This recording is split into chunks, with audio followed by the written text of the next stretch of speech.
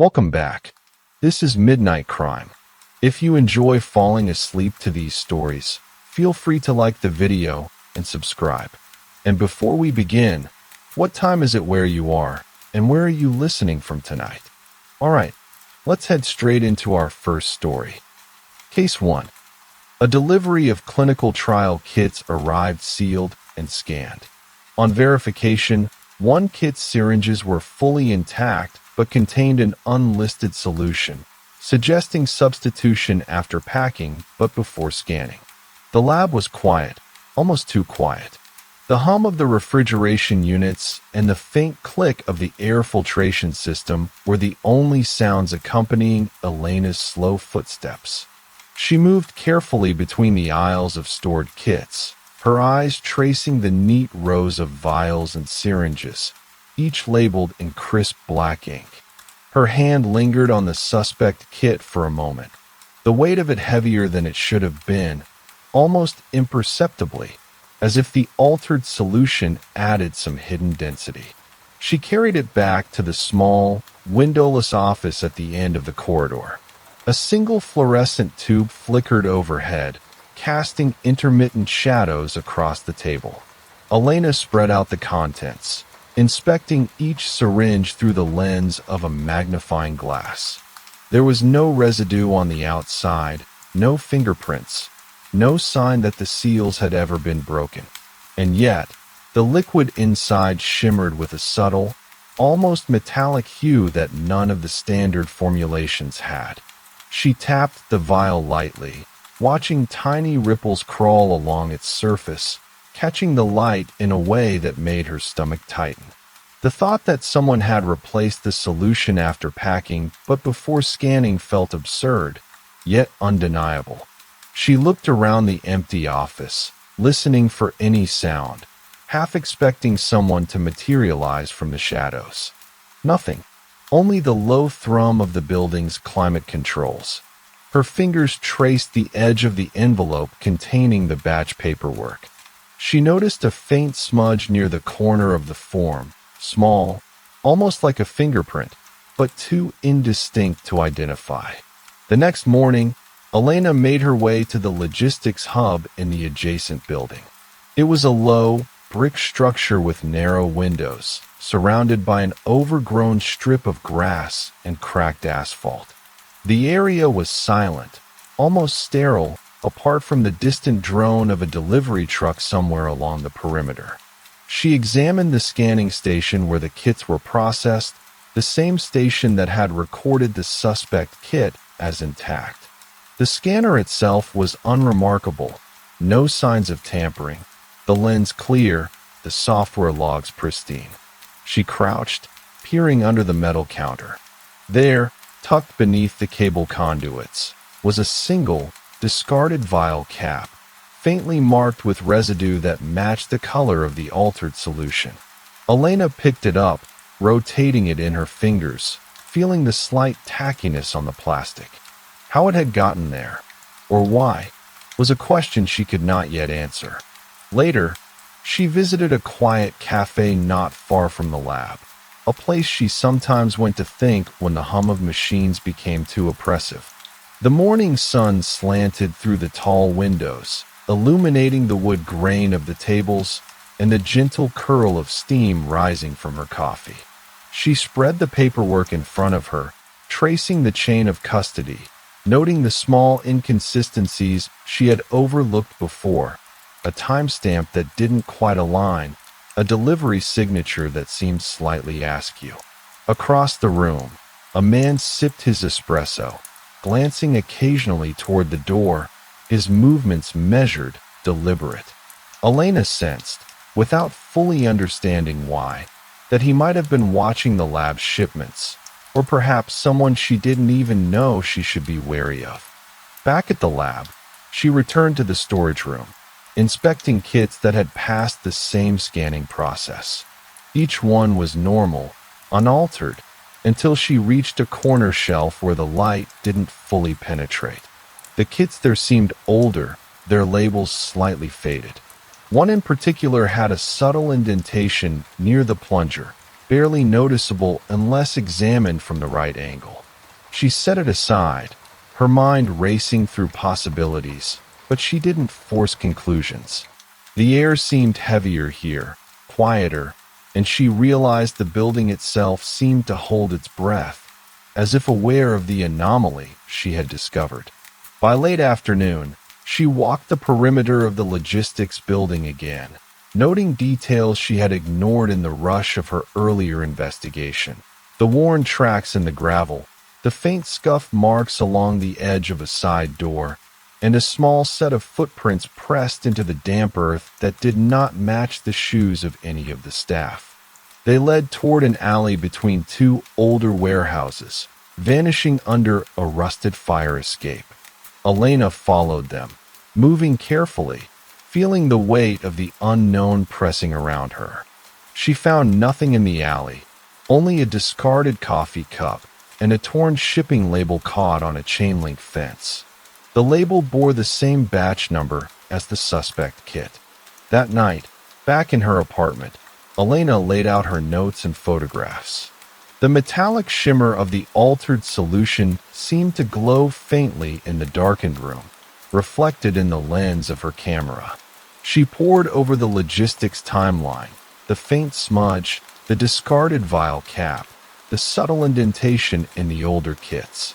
Everything hinted at something deliberate, meticulous, and hidden in plain sight. And yet, the threads refused to connect fully. The case was unfolding in whispers and shadows, small and deliberate, refusing to reveal its truth all at once. Outside, the city settled into an uneasy quiet. Streetlights flickered against wet asphalt, and distant traffic hummed softly. Somewhere in the darkness, a figure paused, watching the lab, the movements small and careful, leaving no trace, yet leaving just enough for Elena to find, enough to pull her deeper into the web she had only just begun to unravel. Elena spent the following morning retracing the route she had seen the footprints take, though the alley was now bathed in the pale gray light of early dawn. The fire escape overhead cast a lattice of shadows across the cracked pavement, long and angular, stretching like fingers across the ground. She paused at the base of the staircase, noticing something she had missed before, a faint smear of what appeared to be dried adhesive along the metal rung closest to the wall. She crouched, brushing it lightly with her gloved fingers. It was sticky, almost resinous, and carried a subtle chemical odor that made her throat tighten. She bagged it carefully, labeling it with the date and location, her mind cataloging it as another fragment of an invisible puzzle. From there, she wandered further along the alley, where the smell of damp concrete mingled with the faint sweetness of decaying leaves. Near the rear of the next building, she noticed a loose brick in the foundation, protruding just enough to catch the light at the right angle. Kneeling, she pushed it gently, revealing a small hollow behind it. Inside, a folded piece of paper lay, yellowed at the edges, with a series of numbers scrawled in a hurried hand. She recognized the batch codes, though not in their normal sequence. The pattern was deliberate, almost ritualistic, as if someone had left a breadcrumb trail meant to be found, yet careful enough to conceal the full picture. Later that day, Elena visited the campus library, a quiet, vaulted space lined with tall shelves that smelled faintly of polished wood and paper. She pored over past shipment logs, comparing dates and times against the current inventory. As she flipped through a ledger from several months prior, she noticed that certain kits had been recorded twice, with timestamps only minutes apart, as though someone had manipulated the scanning process to cover a window of opportunity. A librarian walked past, pausing briefly to glance at her spread of papers and laptops, then moved on, leaving her alone with the soft rustle of pages and the faint hum of the heating system. Her next stop was a small, neglected parking garage behind one of the older research buildings. The concrete walls were streaked with water stains, and fluorescent lights flickered intermittently. She moved slowly down the ramps, her footsteps echoing softly, noting tire marks that seemed inconsistent with the regular flow of vehicles. In a corner, partially hidden by a stack of pallets, she found a discarded notebook, its cover damp and curling.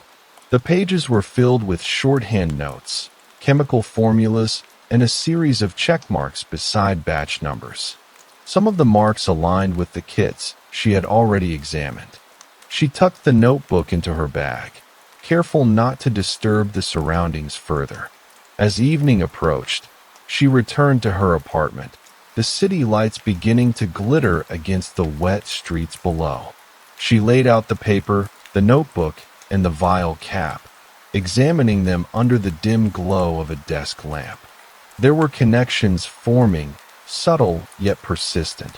Repeated symbols, recurring locations, slight deviations in the chain of custody.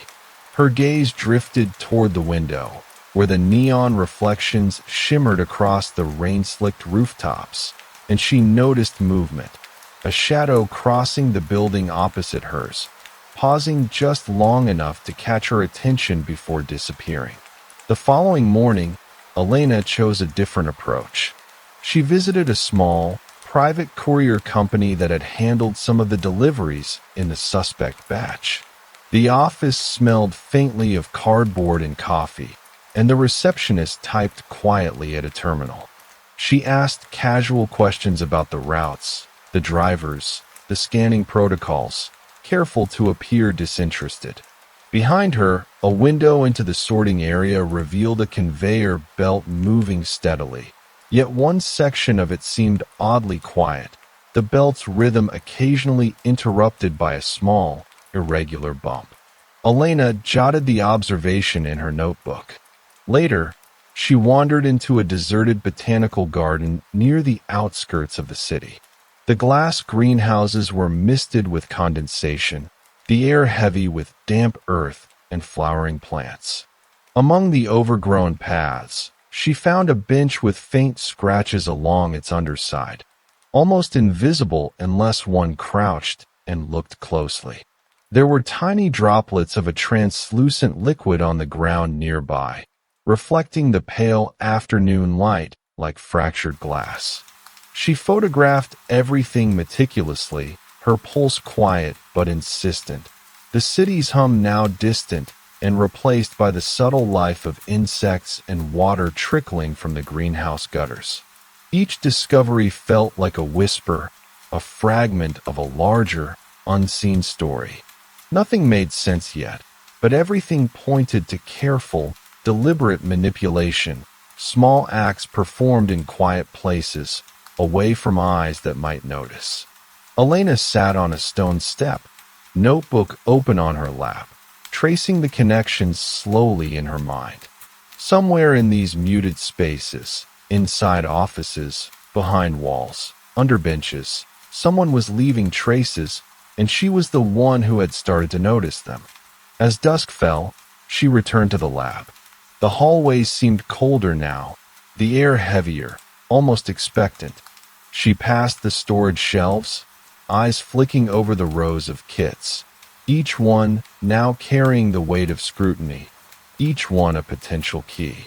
She paused again at the suspect kit, holding it up to the dim light. The liquid inside caught the glow, moving imperceptibly, as if aware it was being watched. A soft click echoed somewhere deep in the lab, a door closing far away, and for a moment, Elena froze, feeling the quiet thread of something unseen stretch taut across the room. Outside, the city exhaled into night. The alleys were empty, the distant traffic hushed, and somewhere, between the ordinary rhythms of everyday movement, someone, or something, continued to watch, to move, to leave subtle marks that only Elena seemed to notice. The investigation was far from over, and the truth remained hidden, layered beneath quiet streets, fluorescent lights, and the faint, persistent shimmer of a liquid that was never meant to be seen. The night air was cool when Elena left the lab, her coat pulled tightly around her against the faint drizzle that had begun to fall. She walked slowly along the deserted service roads behind the research campus, the ground slick with rain and the faint tang of wet asphalt clinging to her senses. The alleyways she passed were shadowed, the streetlights creating pools of illumination interrupted by dark corners and the occasional flutter of a stray piece of paper. She paused at a chain-link fence surrounding one of the older storage buildings, peering through the gaps. Inside, the fluorescent lights flickered dimly, and she could see a row of crates marked with shipping labels from months prior. Something about the alignment of the stacks seemed off, as though they had been shifted recently, but subtly enough to escape casual notice. She crouched, running a gloved hand along the base of the fence. There, half hidden in the mud, was a small, metal clip with a fine coating of rust. She picked it up, feeling its weight, noting the tiny scratch along its edge. It could have fallen from a crate, or it could have been left deliberately.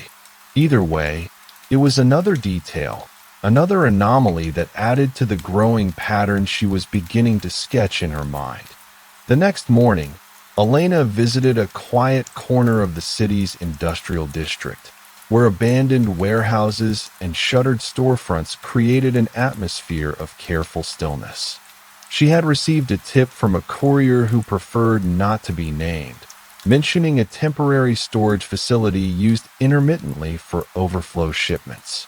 The building was nondescript, a low concrete block with graffiti along one side, and a heavy metal door secured with multiple locks. A small, handwritten sign by the entrance simply read, "Authorized personnel only."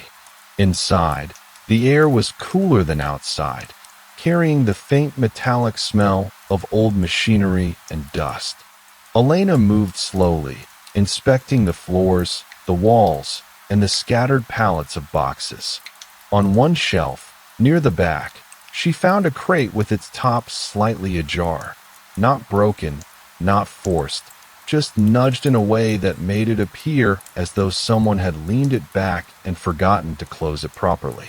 Inside, she discovered a series of syringes identical to the ones from the suspect kit, each containing the same unlisted liquid. She carefully photographed the arrangement before touching anything, noting the faint pattern of dust on the crates where fingerprints had disturbed it. Later, she wandered to a small, overgrown park on the edge of the district. The paths were narrow, winding between clusters of trees and dense shrubs, the ground still damp from the morning drizzle. A stone fountain, long dry and cracked, caught her attention. Beneath the fountain's ledge, partially hidden by moss, she found a tiny glass vial, corked and filled with a dark amber liquid. The vial was unmarked, but the liquid had the same subtle metallic glint as the solution in the suspect kit. She held it up to the light, squinting at the intricate reflections along its curved surface, and realized it was another clue, an item out of place in a setting that should have been abandoned. Her path then took her to a narrow side street behind a row of apartment buildings, a place she had passed before but never examined closely. The brick facades were old, some windows boarded, others cracked. A small service door had a faint scuff at ankle height, and as she crouched to inspect it, she noticed tiny streaks of what appeared to be the same adhesive she had found weeks earlier on the fire escape. She pressed her gloved finger lightly against it and caught the faint, chemical scent again. The streaks led along the base of the building, disappearing under a dumpster. Elena squatted, eyes straining in the dim light, and noticed an old, rusted key partially buried in the wet gravel. She picked it up carefully, turning it over in her hands, the metal cold and slightly rough against her skin. Back in her apartment, Elena laid out the day's finds: the crate photographs, the glass vial, the rusted key, the clip from the fence. Each one was small, almost insignificant on its own, yet together they began to form a network of subtle disruptions. Objects and signs left in quiet, hidden corners, each one suggesting someone moving deliberately, cautiously, leaving faint traces but avoiding direct detection. As night fell, she returned to the lab once more. The building was silent except for the faint hum of the refrigeration units. She passed the storage shelves with the suspect kits, and something in the shadow of the far corner drew her attention. A faint reflection on the floor caught her eye, a glimmer of metal, almost imperceptible. She moved closer, crouching, and found a tiny, flat device tucked against the base of a shelf, wires curling like delicate vines.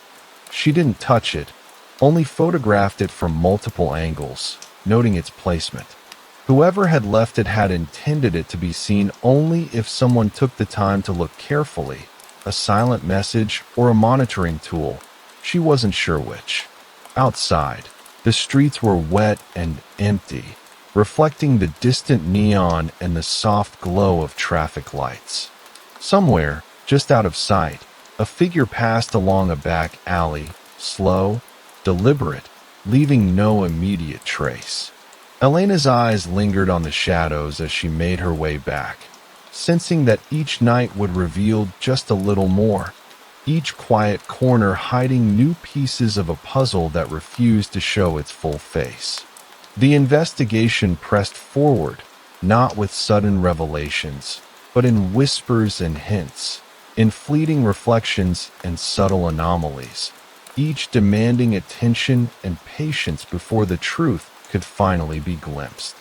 The next morning, Elena found herself walking along the edge of the river that ran just beyond the industrial district, the mist rising from the water in pale tendrils that clung to the metal railings of the walkway. The city felt distant here, muffled by fog and the slow drip of water from the overhanging trees.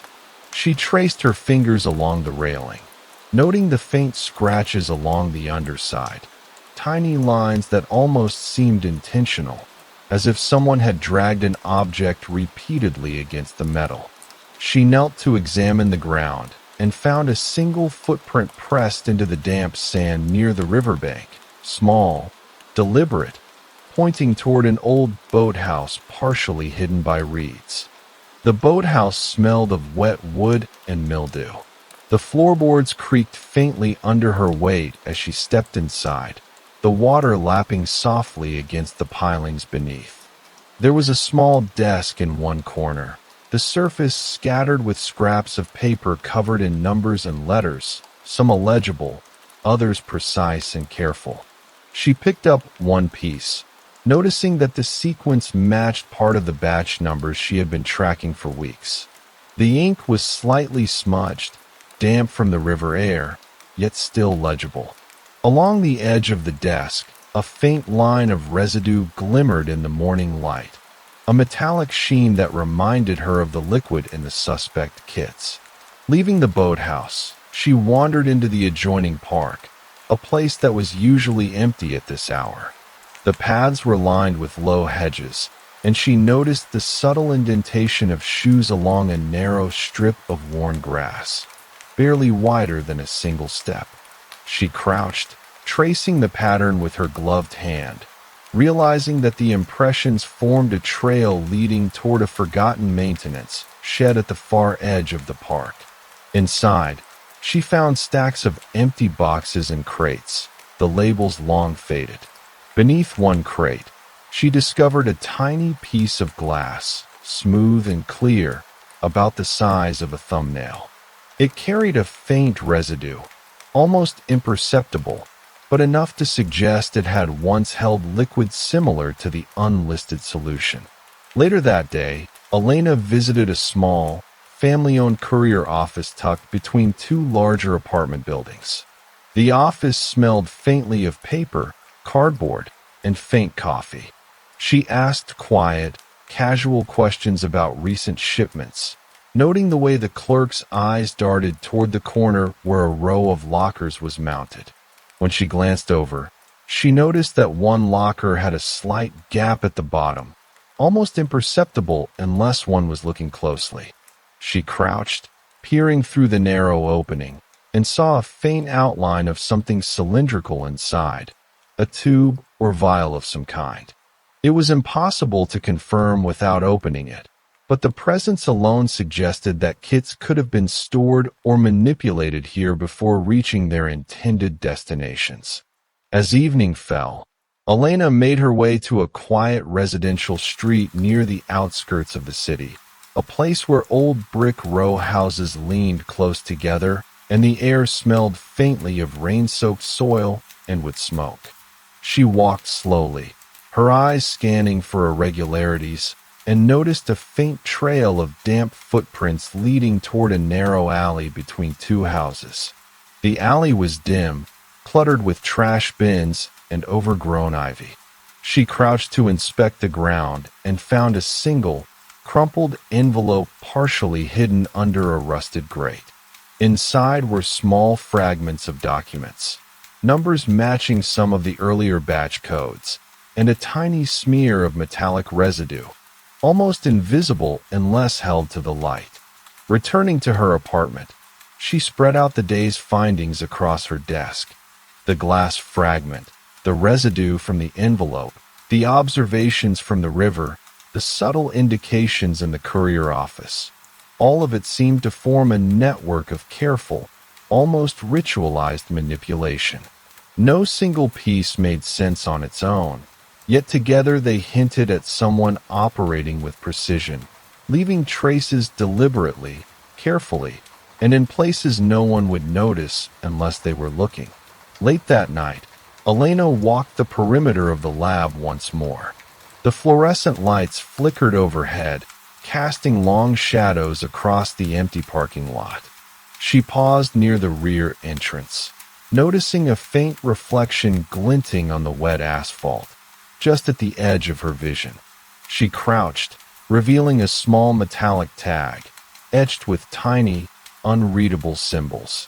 She pocketed it, realizing it was another deliberate marker, left in a place that would almost certainly go unnoticed.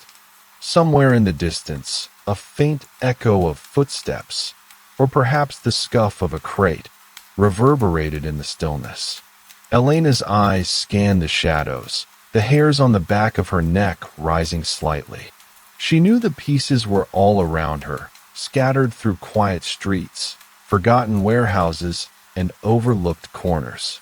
The truth was still hidden, but every subtle discovery pulled her a little closer, drawing the outlines of a pattern that refused to be revealed all at once.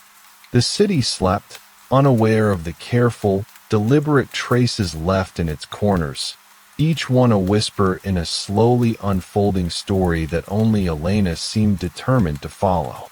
The following morning, Elena set out toward a part of the city she rarely visited, a cluster of old textile warehouses converted into small artist studios, their brick facades worn and streaked with decades of rain.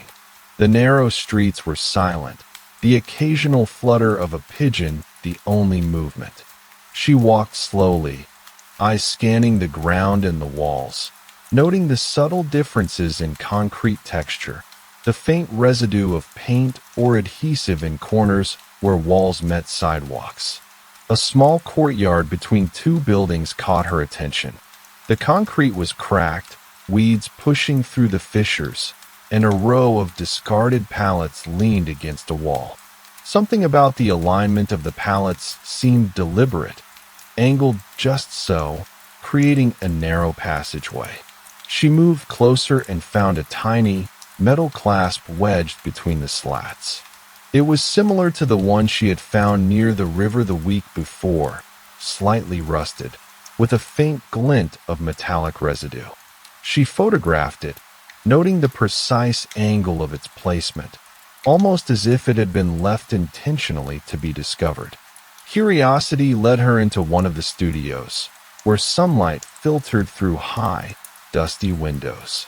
The interior smelled faintly of linseed oil and sawdust. Elena moved carefully, observing the arrangement of canvases and supplies. On a low shelf near the back, a small envelope was tucked behind jars of pigments. Inside were torn pieces of paper, marked with a series of numbers and letters, some matching batch codes, others cryptic and unfamiliar. She handled the fragments gingerly, aware that even the slightest disturbance might erase subtle traces left behind. Later, she wandered down a forgotten alleyway that ran parallel to the main street, overhung with tangled vines and dimly lit by an aging street lamp. The asphalt was uneven, and faint impressions of shoe soles pressed into patches of mud caught her eye. Kneeling, she traced the pattern with her gloved fingers, two parallel lines leading to a side door partially hidden by a stack of discarded cardboard. The door bore faint scratches along its bottom edge, as if something heavy had been dragged across it repeatedly.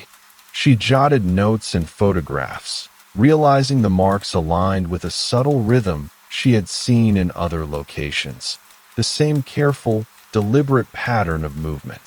From there, she moved toward a small, neglected playground tucked between two apartment blocks.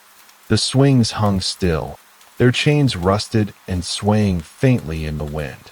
On a low bench beneath a canopy of overgrown ivy, she found a small vial, partially buried beneath leaves.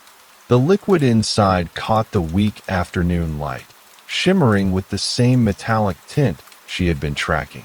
She picked it up carefully, noting the slight residue on the glass, the faint scent of chemicals that lingered in the air.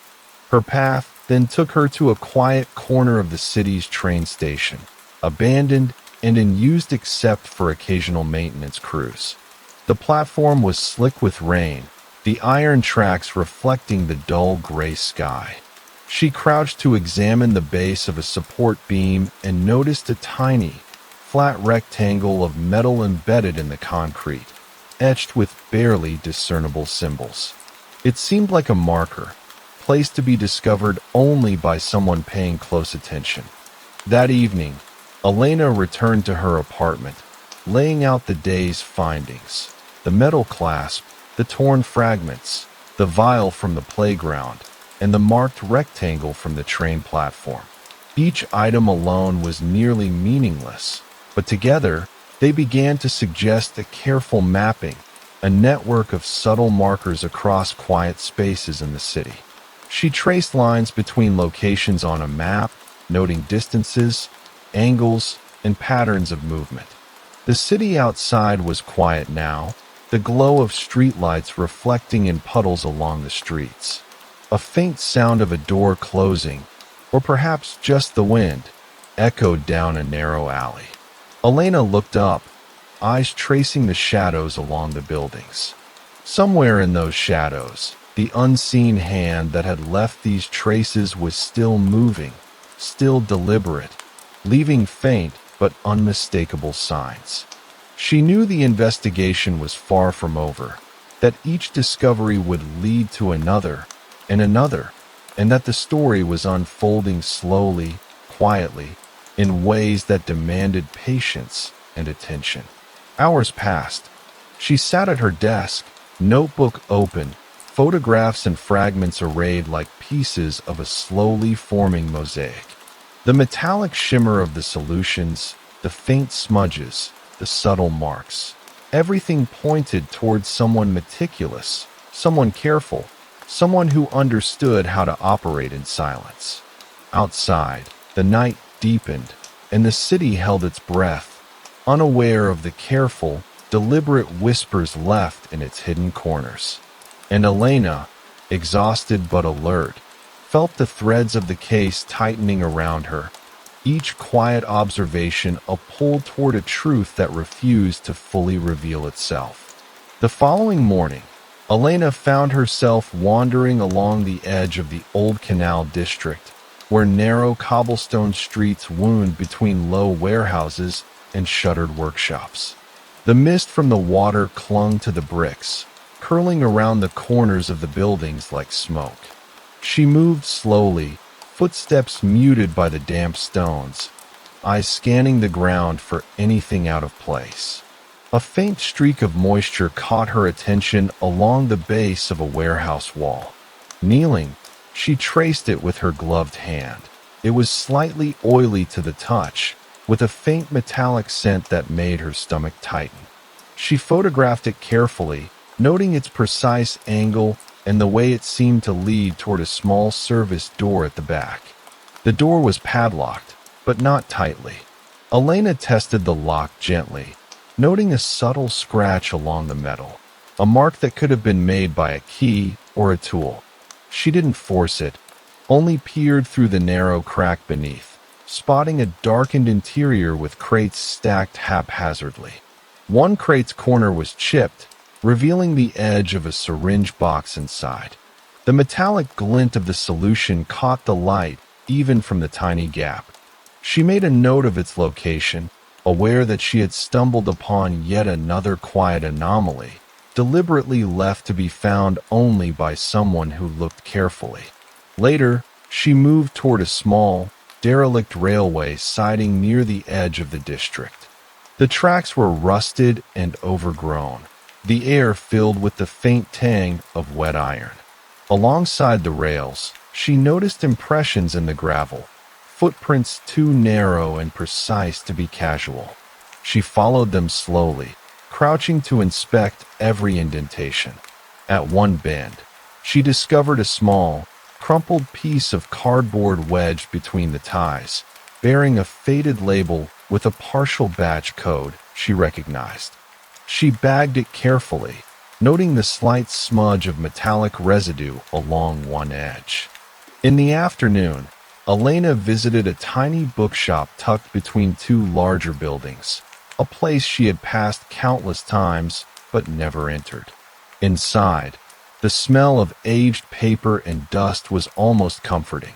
She wandered slowly along the narrow aisles, noting small details, a slightly askew shelf, a tiny mark on the edge of a counter, a corner of a ledger sticking out from a back drawer. She pulled it gently, revealing notes in a cramped, precise hand. There were numbers that matched the previous findings, alongside cryptic initials and symbols that seemed meaningless until viewed in context with the other anomalies. From there, she made her way to an abandoned municipal building on the far side of the district. The windows were mostly boarded, and the main doors hung slightly open. The interior smelled of damp plaster and long-settled dust. Elena moved quietly through the hallways, noting the subtle changes in floor texture and small scuffs along the walls, as though someone had passed through carrying weighty objects. In a side room, she discovered a desk drawer left partially ajar. Inside lay a small vial, corked and clear, with a faint glimmer of metallic liquid. She set it aside carefully, noting the faint fingerprints on the glass and the almost imperceptible pattern of dried droplets on the desk beneath it. As dusk approached, Elena returned to the streets she had walked that morning, tracing her path in reverse. The city had grown quiet, the air cooler, carrying the soft hum of distant traffic and the occasional drip of water from rooftops. She paused in front of a narrow alleyway she had passed earlier, noticing a faint reflection along the edge of a discarded metal panel. Crouching, she discovered a tiny, flat object partially buried in the dirt, a fragment of a label, etched with a series of numbers and letters.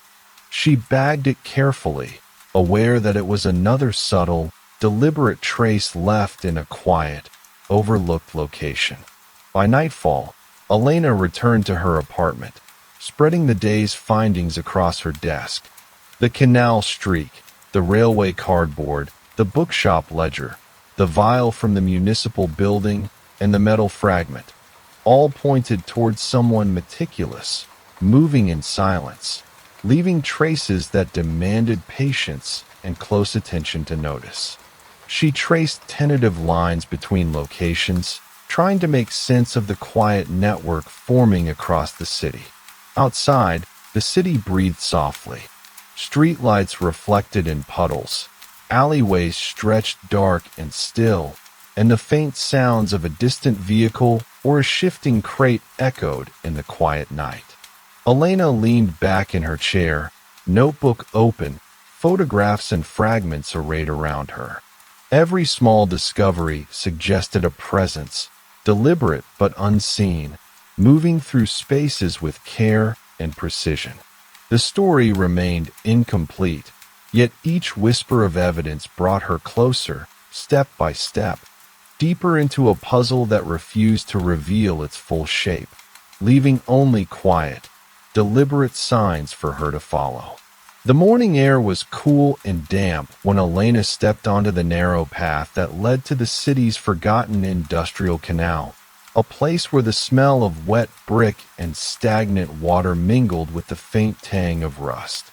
She walked slowly, her boots squelching lightly on the muddy edge, eyes scanning every shadow, every subtle glint along the water's edge. Near a rusted iron railing, she noticed a small, square piece of paper caught in the twisted roots of an overhanging tree. It was almost translucent with moisture, but the faint traces of ink were enough to reveal a sequence of numbers, another series she recognized from previous discoveries.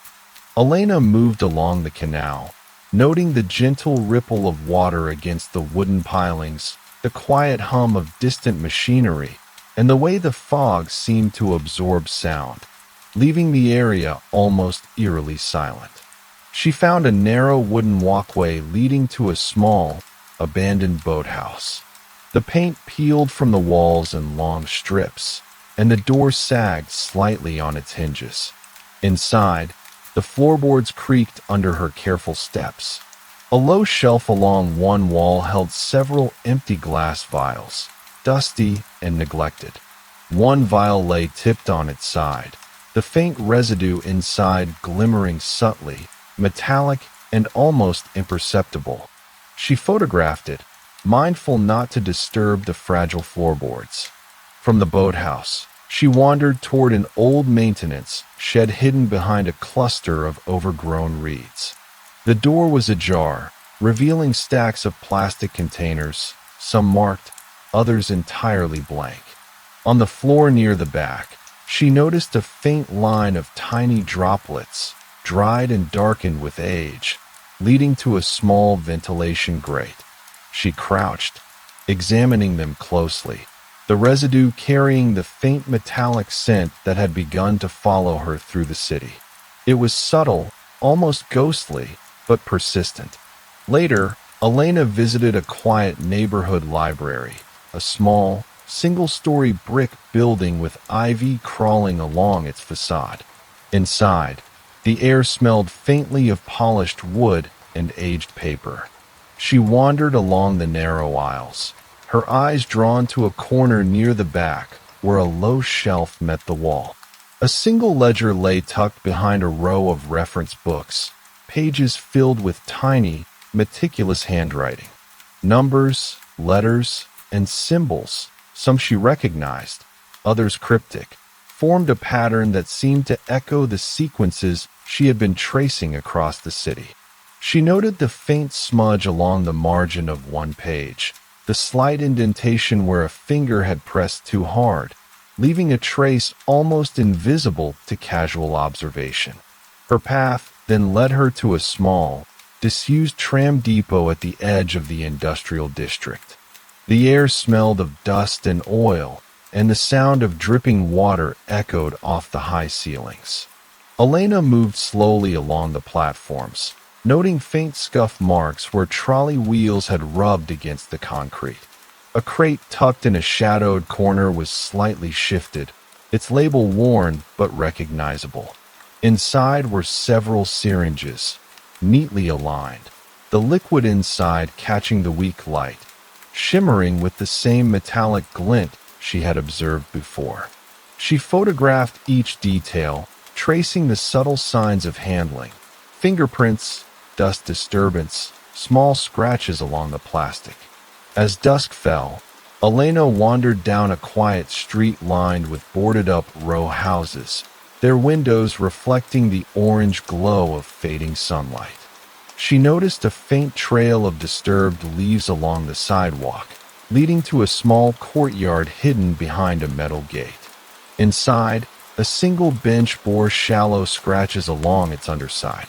She crouched, brushing away dirt and debris, revealing a tiny metallic fragment embedded in the wood, glinting faintly.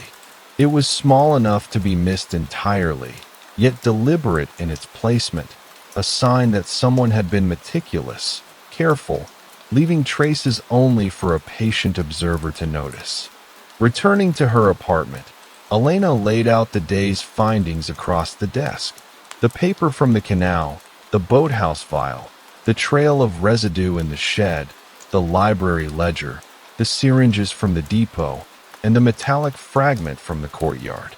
Each discovery was small, almost insignificant on its own, yet together they formed a subtle web, a network of careful manipulations spread across quiet, overlooked locations.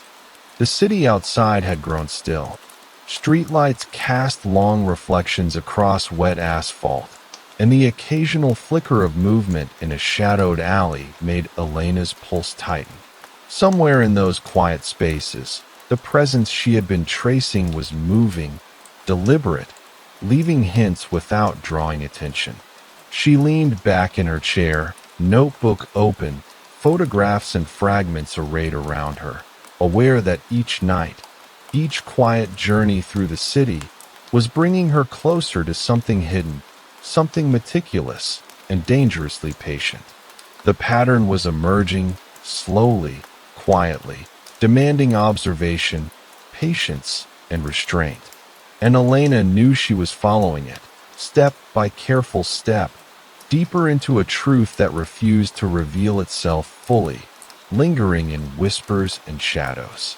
Elena left her apartment just as the city began to stir, the pale morning light cutting through a thin mist that hovered over the streets. She walked toward a section of the waterfront she rarely visited, a stretch of old warehouses now largely abandoned, their windows clouded with grime, the paint peeling in long vertical strips. The faint smell of brine and wetwood clung to the air, carrying with it a quiet, almost imperceptible tang of chemicals she had grown accustomed to noticing. Near one dock, a narrow plank led to a small maintenance platform jutting over the water. The boards creaked under her weight as she moved slowly, scanning the edges where the wood met metal supports. Her gaze caught a faint line of residue along the railing, metallic and subtle, almost invisible unless viewed at the right angle. She knelt to inspect it, tracing the line with a gloved fingertip. A tiny droplet had dripped onto the platform itself, leaving a shimmer in the dim light. Carefully, she collected it with a swab, bagging it and noting its precise location. From the dock, she moved to a narrow alley behind one of the warehouses, its walls coated in peeling layers of old paint.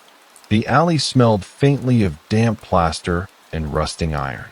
A discarded pallet leaned against one wall, partially obscuring a narrow side door. The bottom edge of the door bore faint scratches, horizontal and evenly spaced, like something had been dragged across it repeatedly. Elena crouched, running her fingers along the marks. They were deliberate, precise, intentional, another quiet indication of someone's careful movements. Her path then took her to a small, forgotten park tucked between the warehouses and a row of townhouses. The paths were overgrown, and the fountain at the center had long since dried, leaving behind a cracked basin mottled with moss. She noticed faint scuff marks along the stone edge, almost imperceptible unless one knelt close. A tiny fragment of glass lay in the moss, smooth and polished by time and weather. She picked it up carefully, noting the faint residue inside. a metallic glint, familiar from the kits she had been tracking. Later, Elena visited a small, rarely used wing of the city library, where narrow aisles wound between towering shelves. The air smelled of polished wood and old paper, and the faint echo of her footsteps seemed unusually loud. She paused at a corner table, where a single ledger had been left open, its pages filled with neat columns of numbers and annotations. Some matched the batch numbers from the suspect kits, while others were more cryptic. She noticed a faint smudge along one edge, a pressure mark that suggested someone had pressed a finger there repeatedly, almost like leaving a subtle sign. From the library, she walked toward a quiet residential block at the far edge of the district. The buildings leaned close together, windows dark and shuttered. In a narrow alley between two houses, a discarded envelope caught her eye, partially hidden beneath a layer of wet leaves. Inside were scraps of paper, coded numbers and letters, some of them matching sequences she had been tracing for weeks. The faint metallic residue clung to the edges of the paper, nearly imperceptible but unmistakable once she noticed it. By dusk, Elena returned to the warehouse district. The light had softened to a muted orange, reflecting in puddles along the cobblestone streets. She moved carefully, retracing her steps, noting again the small details she had observed in the morning: the shimmer along the dock railing, the scratches on the side door, the glass fragment in the park. Each detail seemed to form a quiet network, a hidden thread stretching across the city, deliberate and precise. Inside her apartment that evening, she laid out the day's discoveries: the dock residue, the scratched door, the glass fragment, the ledger smudge, and the metallic traces on the envelope. Each one alone could be dismissed, but together they formed a subtle, intricate web of activity. She traced connections on a map, careful to mark every location, every anomaly. The city outside was quiet, fog settling between buildings, muffling sound. Somewhere along the waterfront, a shadow shifted, slow and deliberate. Elena's eyes flicked toward it instinctively, her pulse rising, though no one emerged from the mist. She returned her gaze to the desk, to the fragments and photographs arrayed before her. Every quiet discovery, every subtle trace, was a signal, deliberate but hidden, revealing the presence of someone meticulous, someone patient, moving through overlooked corners with care. The story was still unfolding, piece by quiet piece, and Elena knew that each step she took, each observation she made, was drawing her deeper into a pattern that refused to be fully seen. Shadows and whispers guided her, leading toward truths that lay just beyond reach, waiting for her to notice them in the quietest moments. The following morning, Elena returned to the lab, moving with the same careful rhythm she had maintained for weeks.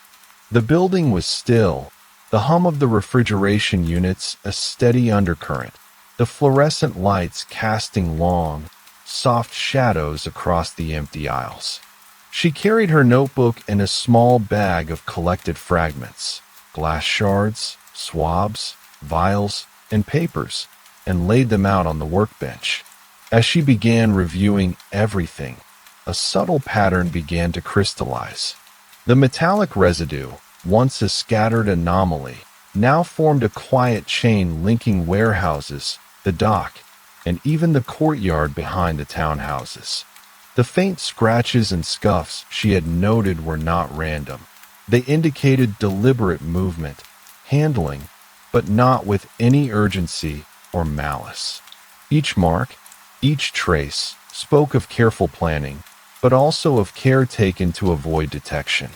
Elena returned to the ledger she had found in the library, tracing the numbers alongside the batch codes on the kits.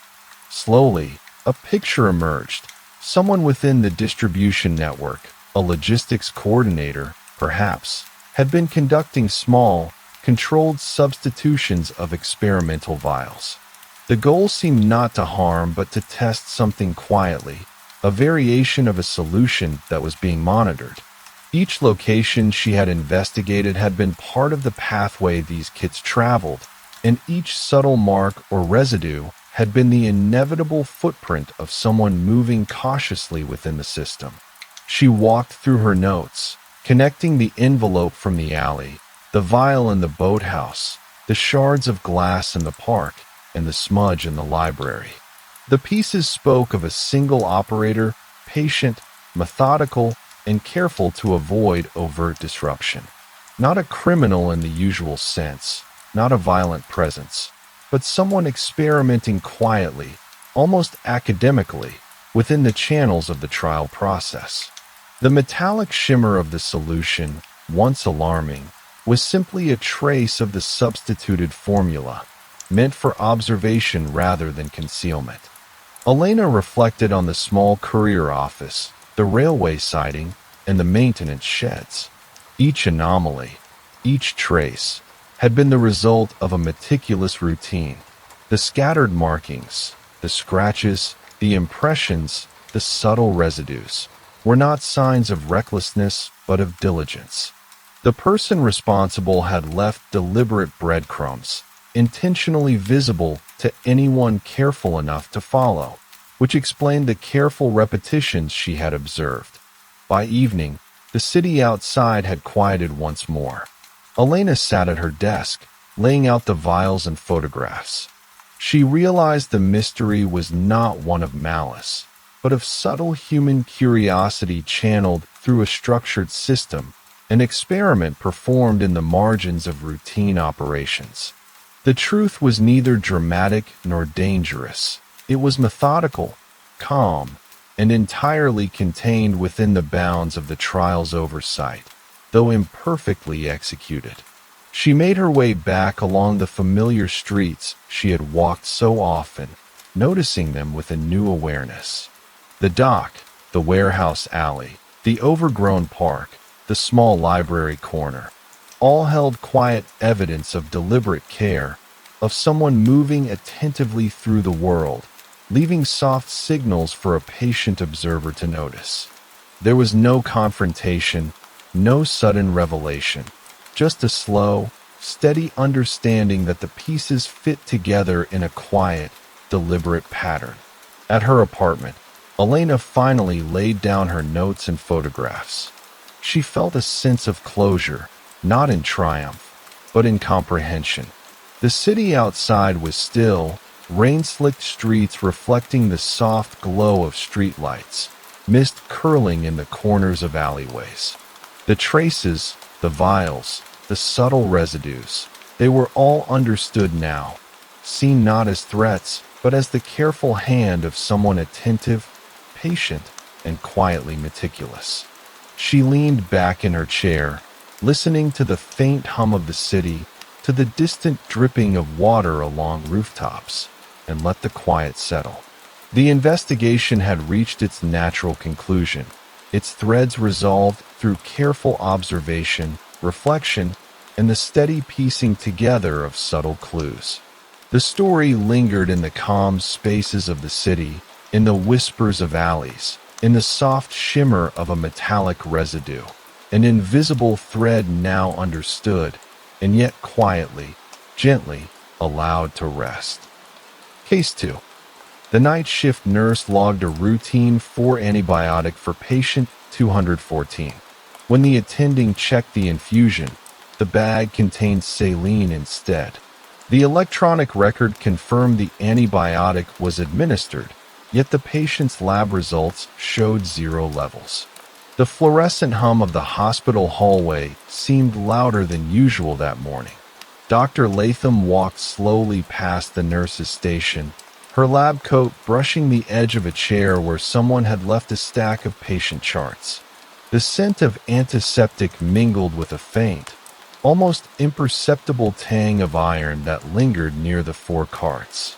She paused, noticing that one of the carts had been nudged slightly out of alignment, its wheels scraping softly against the tile. It was a minor detail, easily overlooked, but it lodged in her mind. In the patient's room, the monitor's soft beeping kept time with her thoughts. Patient 214 slept lightly, the steady rhythm of the saline drip making a quiet, familiar tapping sound against the glass of the forebag. Dr. Latham ran her fingers along the metal frame of the infusion pump. It was cold, almost uncomfortably so, and she realized the tape sealing the tubing looked slightly different from the standard issue. Thinner, more translucent, as if someone had replaced it in a hurry. Later, she moved down to the pharmacy, a narrow room with shelves stacked high, the fluorescent light casting a faint greenish hue on the linoleum floor. Empty boxes, some discarded carelessly, were tucked into corners. A technician was at a counter, scribbling notes onto a clipboard, glancing nervously over his shoulder. Dr. Latham's eyes drifted to a cabinet that contained recently returned medications. One bottle was mislabeled.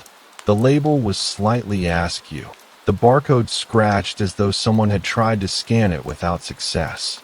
Walking back to the ward, she noticed the janitor pushing his cart slowly, humming under his breath, the mop trailing a thin streak across the floor. At first it seemed incidental, but she paused at the doorway to another patient's room. The doorframe had a small smudge of what looked like dried residue. Not enough to trigger alarms, but enough to make her step closer and examine it. She ran a gloved finger along the streak. It was faint, sticky, almost like a sugar-based syrup, but faintly metallic. She returned to the chart room, settling into a chair that squeaked under her weight. The digital logs were precise, too precise. Every entry for patient 214 was time-stamped to the second. Someone had followed protocol meticulously, yet the outcome, the absence of the antibiotic in the patient's system, couldn't be explained by procedure alone. Dr. Latham pulled up the security footage, the small cameras in the corridors giving a grainy, grayscale view.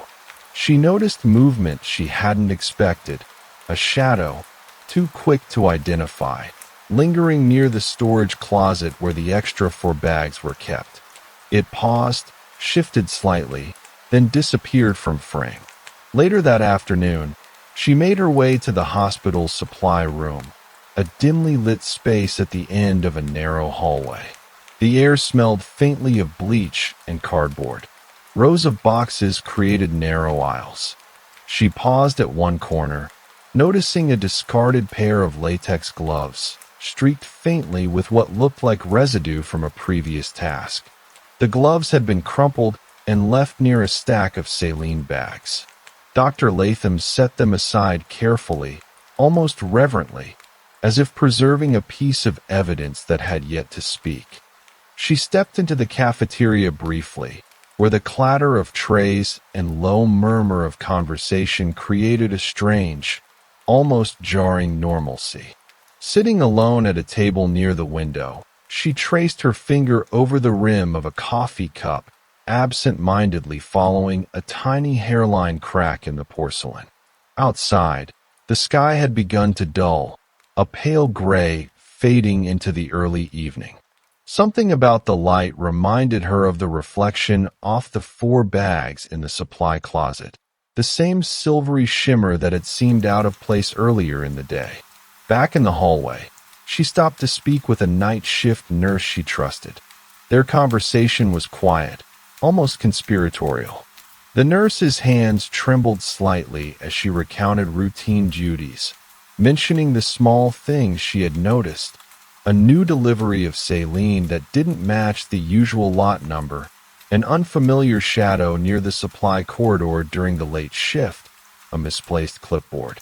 Each detail, taken alone, seemed insignificant, but together they formed a mosaic she couldn't yet interpret. The day ended with a soft drizzle tapping against the hospital windows, the sound amplified in the empty stairwell as she descended slowly.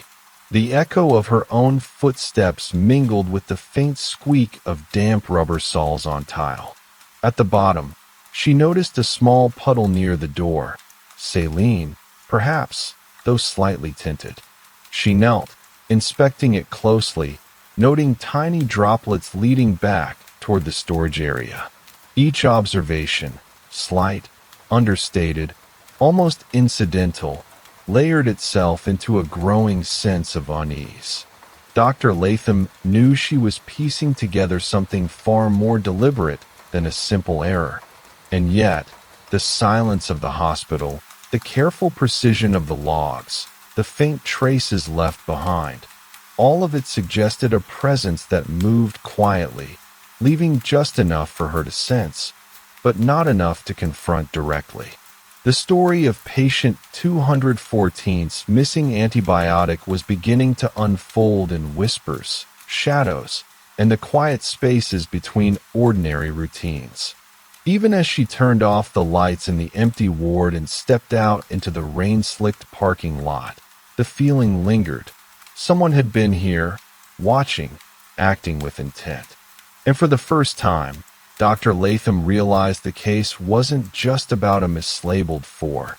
It was about someone who understood how to move silently through a world built on trust. The drip of rain from the eaves, the distant hum of late-night traffic, the faint smell of antiseptic carried on the wind. It all seemed to hint at the next clue, hidden just out of reach. And she knew the story was far from over. The next morning, the hospital seemed smaller, almost constricted, as if the night's shadows had lingered behind closed doors. Dr. Latham's footsteps echoed lightly against the polished tile as she navigated the narrow corridor to the lab. The fluorescent lights flickered intermittently, and the faint hum of the refrigeration units created a subtle vibration beneath her shoes. She paused at a junction, noticing a slight smear of what looked like dried condensation on the wall, a thin, silvery streak that caught the light differently than the paint. Inside the lab, she moved past rows of centrifuges and analyzers, their surfaces cold and metallic, humming quietly. A stack of recent blood samples lay on the counter, labeled and organized, but one tube seemed off. The cap had a faint indentation, almost imperceptible, as though it had been pressed down more forcefully than the others. She picked it up gently, turning it in her hand. There was nothing overtly suspicious, yet the subtle imperfection drew her attention. Later, in the hospital's small rooftop garden, she took a break, stepping over the damp tiles slicked by overnight rain. The garden was quiet, save for the soft murmur of distant traffic and the occasional rustle of leaves. She leaned against the railing and noticed faint footprints in the wet soil of the flower beds, too narrow for a maintenance worker's boots, too shallow for heavy shoes. They led to a corner where a discarded ID badge lay, partially covered by a curled leaf. The badge belonged to someone from the night shift, though not anyone she recognized immediately. She pocketed it carefully, noting its slightly bent corner. Back inside, the supply corridor beckoned again. The fluorescent lights cast a harsh, bluish glare on the rows of neatly stacked boxes, yet at the end of the aisle, a small cardboard flap protruded from a stack, almost invisible. She crouched, tugging gently, and found a folded piece of paper wedged between two saline cases. It was a note, written in a cramped, precise hand, detailing a schedule of deliveries, but not for the usual medications. These were labeled ambiguously, using codes she didn't recognize. The note smelled faintly of disinfectant and old paper, and she held it against her cheek, feeling the faint crinkle of the fibers. Her next stop was the hospital chapel, a quiet sanctuary at the far end of the east wing. The polished wooden pews reflected the morning light filtering through stained glass, casting faint, colorful patterns on the floor. She traced her fingers along the edge of a pew and noticed faint scratches, almost imperceptible, running along the grain of the wood. They seemed deliberate, like someone had run a fingernail or a key along the surface in moments of idle thought or impatience. She cataloged the pattern mentally, wondering if it connected to the subtle misalignments she had noticed elsewhere. In the stairwell leading down to the basement, she paused at a landing where a single fluorescent tube flickered erratically. The smell of damp concrete mingled with something sharper, almost chemical, and she leaned closer to the wall, noticing a tiny, glimmering residue at the corner where two walls met. She scraped a fingertip along it. It was slightly sticky, faintly metallic, not enough to be alarming, but enough to linger in the subconscious. The basement itself was mostly empty, save for storage crates and the hum of utility equipment. In one corner, partially obscured behind a stack of mop buckets, she found a small, unmarked vial. It was clear, colorless, and unsealed, resting on a thin layer of dust. Picking it up, she held it to the light, turning it slowly. The glass was slightly warm to the touch, as if it had been moved recently. She tucked it carefully into her coat pocket, a quiet promise to investigate later. Later, she visited the staff lounge. It was nearly deserted, save for a single technician stirring coffee absent-mindedly. Their conversation was soft, the words drifting lightly above the hum of the vending machines. The technician mentioned nothing directly about the antibiotic incident, but casually referenced a delivery mix-up in the supply room from a few nights prior, accompanied by a shrug and a flick of the hand. Dr. Latham nodded quietly, catching the nuance, the way the eyes flicked toward the clock, the slight pause before speaking, the subtle tightening of the jaw. In the evening, the hospital corridors were nearly silent. The distant echo of cleaning carts, the soft thrum of elevators, the faint whir of HVAC vents created a background rhythm. Dr. Latham returned to patient 214's room. The saline bag dripped steadily, the tubing slightly kinked in a spot she hadn't noticed before. She straightened it slowly, feeling the soft tension in the plastic, noting the faint residue inside the tube, a trace of something that didn't belong, visible only in the reflected light from the overhead lamp. She stepped outside into the hospital's courtyard.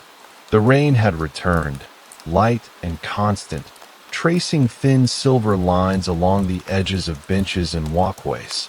A lone cart had been left by the side of a building, its wheels glinting in the dim light. She crouched, inspecting the tracks in the wet cement. They led toward the maintenance shed, a building rarely accessed during the day. She noted the direction carefully, feeling the weight of small details stacking, pressing insistently on her mind. Even in quiet spaces, the empty chapel, the dim stairwell, the rooftop garden, each observation accumulated. The scratches on the pews, the misplaced vial, the faint residues, the notes in code, the subtle misalignments in tape and tubing.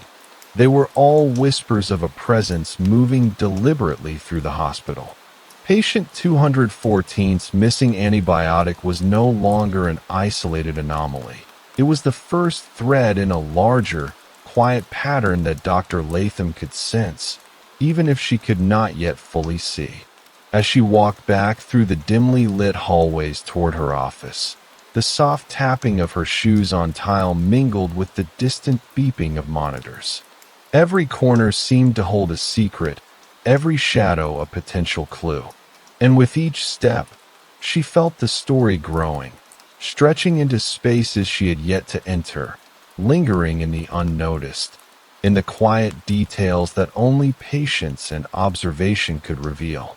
The evening air was cool as Dr. Latham stepped into the hospital's rarely used conference room, the door creaking softly behind her. The room smelled faintly of polish and old carpet, a scent that clung to the corners and seemed to mute the hum of the fluorescent lights overhead. She ran her fingers along the edge of the long wooden table, noticing tiny dents and scratches in the varnish, some old, others newer, as though someone had tapped a pen repeatedly while lost in thought.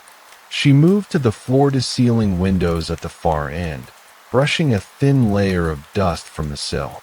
Outside, the parking lot glistened under the rain, the lights reflecting off puddles and sharp, fractured lines. A single security vehicle idled near the entrance, its engine humming low, and for a moment, she thought she saw movement near the supply delivery doors, just a shadow slipping behind a stack of crates.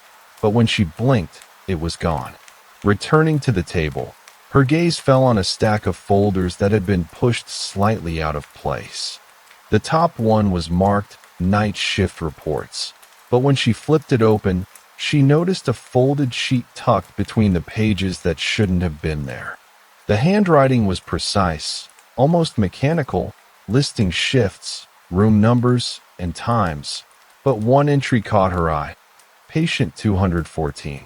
A small mark beside the name, almost like a check but more deliberate, suggested someone had been tracking this patient's care closely.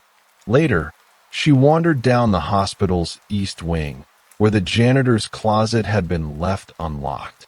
The faint smell of cleaning chemicals mixed with a metallic tang in the air, sharp and unplaceable.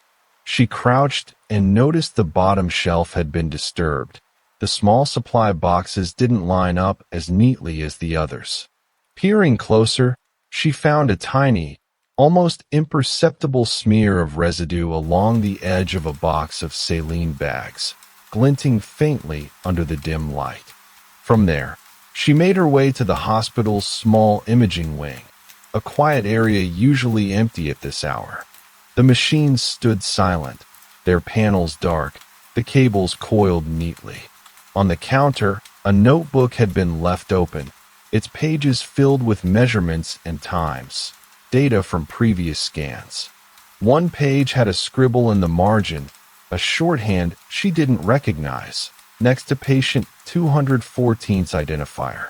She held the notebook, feeling the subtle impression of pencil on paper, the way the graphite had pressed slightly harder in some areas, as though whoever had written it had been thinking carefully, deliberately. The hallway leading to the hospital's storage annex was almost completely silent. The echo of her own footsteps seemed unusually loud against the linoleum. She paused near a small alcove where the walls met at an odd angle, noticing a faint trail of dampness along the baseboard. Following it carefully, she saw it led to a small gap beneath a storage door. Peering through, she glimpsed the edge of a box that had been moved slightly forward, the corners scuffed. Her next stop was the hospital's mailroom, an austere space with shelves stacked with envelopes and packages. A delivery slip had been left on a counter, its edges curling slightly from the humidity. The handwriting matched the note she had found in the supply corridor, the same neat, cramped script.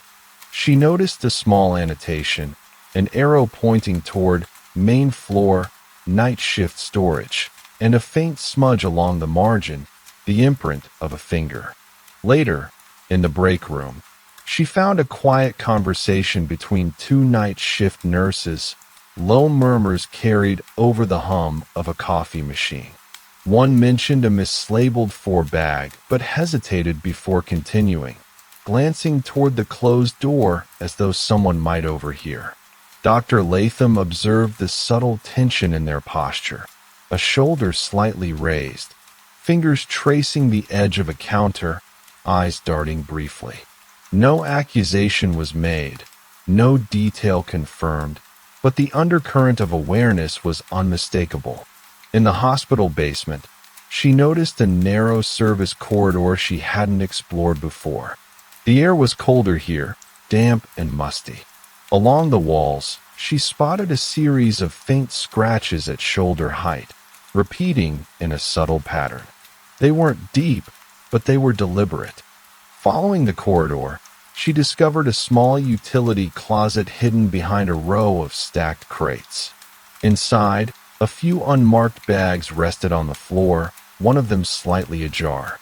The contents were indistinct in the dim light, but she caught the faint metallic scent again, the same she had noticed near the 4 tubing days earlier.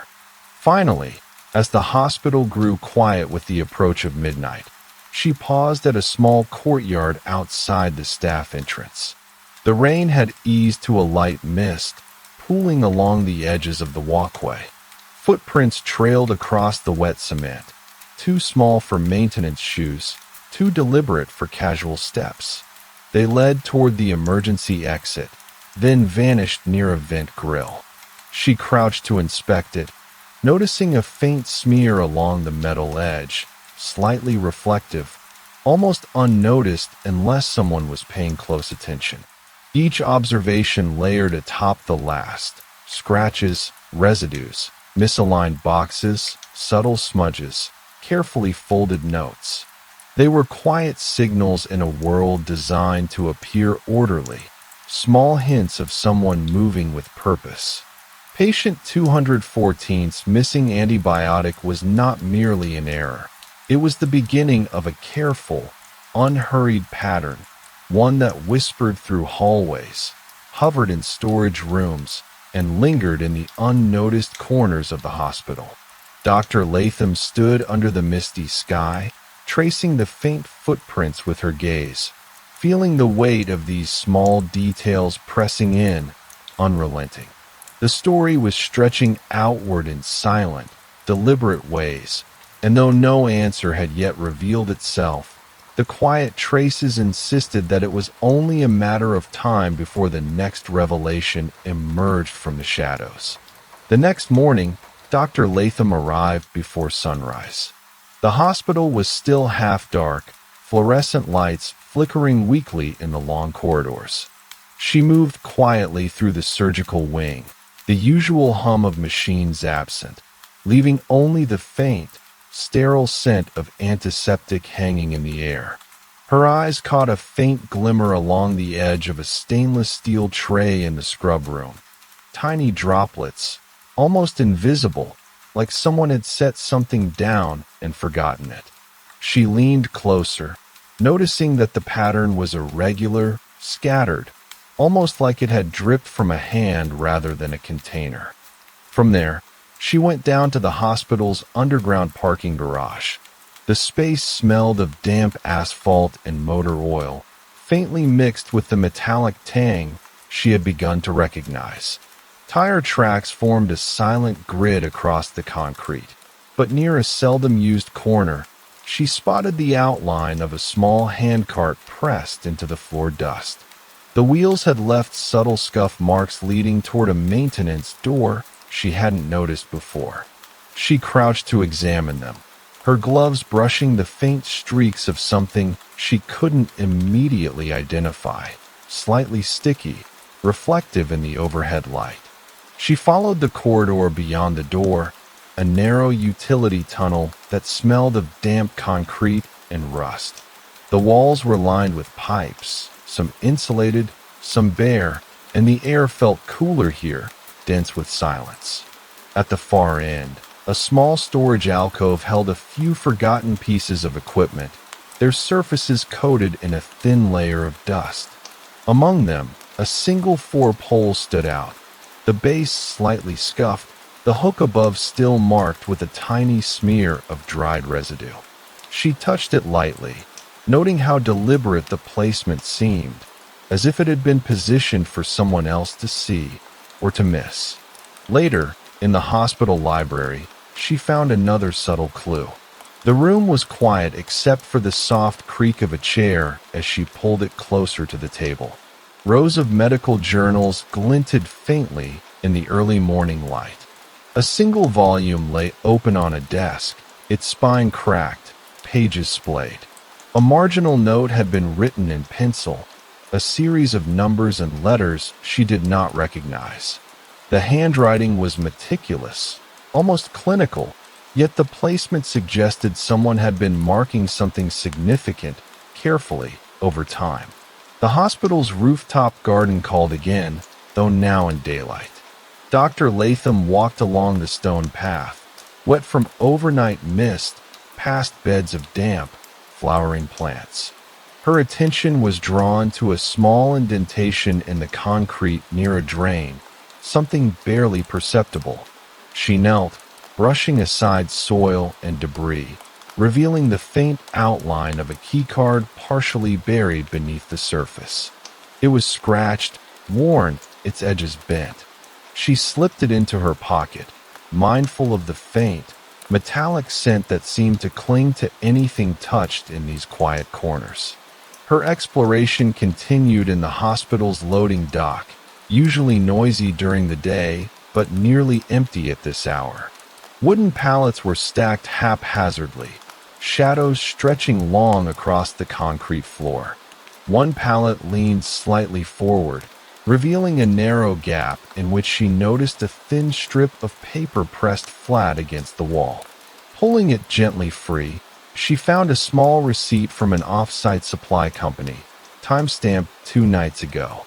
The ink was slightly smudged, as if hurriedly printed, and the notation suggested an unrecorded delivery of saline bags, the kind used in patient 214's room.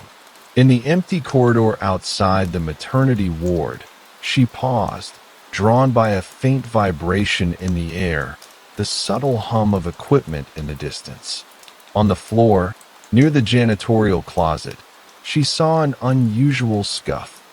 2 narrow lines running parallel, interrupted by a small circular mark. Kneeling, she traced the marks with her gloved hand. They were almost imperceptible, yet deliberate, like the signature of someone who moved quietly, leaving a pattern only careful eyes could read. Later, she found herself in a rarely used staff lounge on the hospital's 3rd floor. The furniture smelled faintly of cleaning solution and old fabric. A half-empty cup of coffee had been left on the counter, its rim stained. Beside it, a notepad lay open with a list of patient identifiers, times, and a single word repeated several times: checked. The handwriting was identical to notes she had found in the supply corridor and library. She set the cup down gently, mindful of its precarious position, and studied the list, noticing small inconsistencies, entries that had been crossed out, then rewritten in a different hand, a fraction darker, more deliberate. By late afternoon, she returned to the basement utility corridor. The air was heavier here, the dim fluorescent lights casting long shadows against the walls. A narrow vent cover near the floor had been slightly loosened. When she pressed her hand against it, she felt a faint warmth.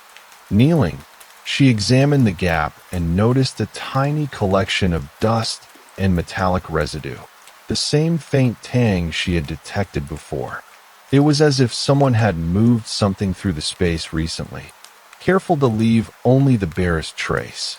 Each subtle observation, the tiny droplets, the scuffed wheels, the bent keycard, the smudged receipt, the irregular scratches, layered upon the previous, weaving an intricate, unspoken narrative. Patient 214's missing antibiotic was no longer an isolated mystery. It was a thread stretching quietly through hidden corners, overlooked corridors, and small spaces where routine and observation intersected. The story unfolded not in dramatic revelations, but in these muted whispers of intent, waiting to be pieced together, slow and deliberate, in the quiet spaces where someone else had moved unseen. Dr. Latham paused at the stairwell leading back to the main floor, feeling the weight of the day pressing lightly on her shoulders. The hum of distant machines, the faint echo of footsteps from a far hallway, the metallic tang in the air, they all seemed to insist on one thing. The story was far from over, and the next discovery, however small, would be waiting just beyond the next door, in the quiet that only careful attention could reveal. The next night, Dr. Latham found herself in the seldom-used pathology wing. The corridor was narrow, the low hum of refrigeration units, and the faint smell of preserved specimens making the air feel dense. She ran her gloved fingers along the edge of a metal cart, cold and unyielding, and noticed tiny scratches along the surface, almost like someone had been testing the friction of a tray, moving something across it deliberately. A small examination room at the end of the hall caught her attention. The door was slightly ajar, and the soft glow of a single lamp illuminated a countertop scattered with slides, some labeled, some not. One slide lay askew, its label smudged faintly with a grayish residue. She bent closer, noting the smudge's irregular pattern, the way it caught the lamplight at certain angles. A faint metallic tang rose from it, familiar and unsettling. From there, she moved through the adjacent supply corridor, dimly lit, the faint echo of her shoes on the tile following her like a second heartbeat. Boxes were stacked high along the walls, but one box, slightly off-kilter, revealed a partially hidden envelope. Inside, she found a folded piece of paper with a careful list of shift changes, names, times, initials, all written in the same meticulous script she had seen before. A small, circular indentation in the corner suggested someone had pressed a seal here, then abandoned it. Later, she explored the hospital's boiler room. The smell of warm metal and damp stone filled her nostrils. Pipes snaked along the walls and ceiling, coated in a thin layer of dust. She noticed a faint streak along a valve handle, glossy in the dim light, and leaned closer to examine it. The residue was almost imperceptible, sticky enough to catch the tip of her glove. She straightened up, sensing that these minute traces were forming a pattern, though its meaning remained hidden.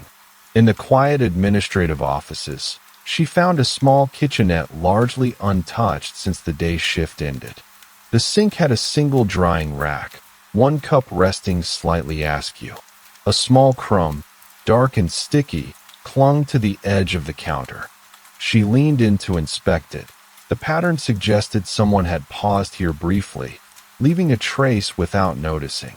Next to it, a tiny note in the familiar, precise handwriting listed several room numbers and times, some crossed out, others annotated with a small dot. By late evening, she wandered into the hospital's unused physiotherapy gym. The smell of rubber mats and faint sweat lingered. Equipment was arranged carefully, but a single resistance band had been left draped over a stationary bike handle. It bore a subtle indentation, as if someone had gripped it tightly, then released it in a moment of hesitation. She touched it lightly, feeling the slight give in the rubber, and noted a faint smudge along the edge of the handle where the band rested. Her steps eventually carried her back to the central supply area. The air here was dry, slightly musty, the faint vibration of refrigerators humming in the background. She crouched to inspect the base of a storage shelf, noticing a thin streak of moisture along the floor. Following it, she traced a path behind a stack of boxes, revealing a small gap that led to an alcove she hadn't seen before. Inside, a single, unmarked vial rested on a shelf, tipped slightly forward, catching the fluorescent light. Its surface was cool, almost imperceptibly sticky. She set it aside carefully, the residue on the shelf forming yet another subtle clue. Later, in the quiet hall outside the oncology wing, she noticed a faint reflection on the polished floor, shadows stretching unnaturally from the baseboards. Crouching, she saw a series of tiny, shallow scratches running along the length of the wall. They were evenly spaced, deliberate, subtle enough that anyone walking quickly would have missed them entirely. She traced the line with her gloved fingers, noting the consistent pressure and angle of each mark, and wondered who had taken the time to leave such careful traces. She paused briefly in the hospital chapel again. The morning light cast delicate colors across the pews, and she noticed small scuff marks on the floor near the front. Kneeling, she saw that the scratches formed a pattern of movement, almost like someone had paced repeatedly before kneeling at the altar. The thought struck her that these quiet, almost invisible gestures were deliberate, an insistence on leaving proof of presence without drawing attention. By the end of her rounds, Dr. Latham returned to patient 214's room. The saline bag dripped steadily, the tubing now perfectly aligned. Yet, she noticed a tiny droplet at the base of the pole, glistening faintly in the dim light, almost imperceptible. She leaned closer, feeling the subtle tension in the air, the quiet insistence that there was more to uncover. Every corridor, every abandoned corner, every minor misalignment. The hospital seemed alive with traces of a presence that moved carefully, deliberately, leaving behind a language of subtle signs. Each quiet discovery layered on the last, building a pattern of unspoken intention. Patient 214's missing antibiotic was no longer an anomaly. It was the beginning of a meticulous, hidden design. And Dr. Latham understood that every hallway, every overlooked alcove, and every minute trace she had observed was a fragment of a larger, carefully concealed narrative, stretching slowly through the hospital in silence, waiting for her to follow it deeper. The next morning, Dr. Latham arrived before the first shift began, the hospital still heavy with the quiet weight of dawn. She moved through the corridors near the outpatient wing, where the floors smelled faintly of antiseptic and new linoleum. The echo of her shoes against the tile was amplified by the stillness. At the base of a drinking fountain, she noticed a faint smear of residue, glistening slightly in the dim light, as though someone had run a gloved hand along the edge and then forgotten to wipe it. A narrow service hallway led to the pathology prep room. The fluorescent bulbs flickered overhead, casting uneven shadows along the walls. She paused near a counter lined with centrifuge tubes and specimen racks. One tray of labeled vials was slightly askew. Picking it up carefully, she noticed a tiny streak on the glass, nearly invisible unless the light caught it just right. It had the faint metallic tang she had come to recognize, subtle and persistent, lingering in the air like a whispered warning. She continued toward the hospital's rarely used conference center. The space was quiet, with rows of stacked chairs and empty tables. Dust motes danced in the streams of morning light filtering through the blinds. One table bore faint scuffs along its edge, parallel lines that suggested someone had been shifting objects across it repeatedly. Beneath one chair, a small envelope had been tucked carefully. Inside was a list of shift times, room numbers, and initials, entries she had seen before, but now with slight notations in pencil, almost like reminders or instructions. In the supply annex, she discovered a minor misalignment in the stacked boxes of 4 fluids. One crate had been moved slightly forward, revealing a narrow gap between it and the wall. Peering in, she found a single unmarked vial, its surface cool and slightly sticky.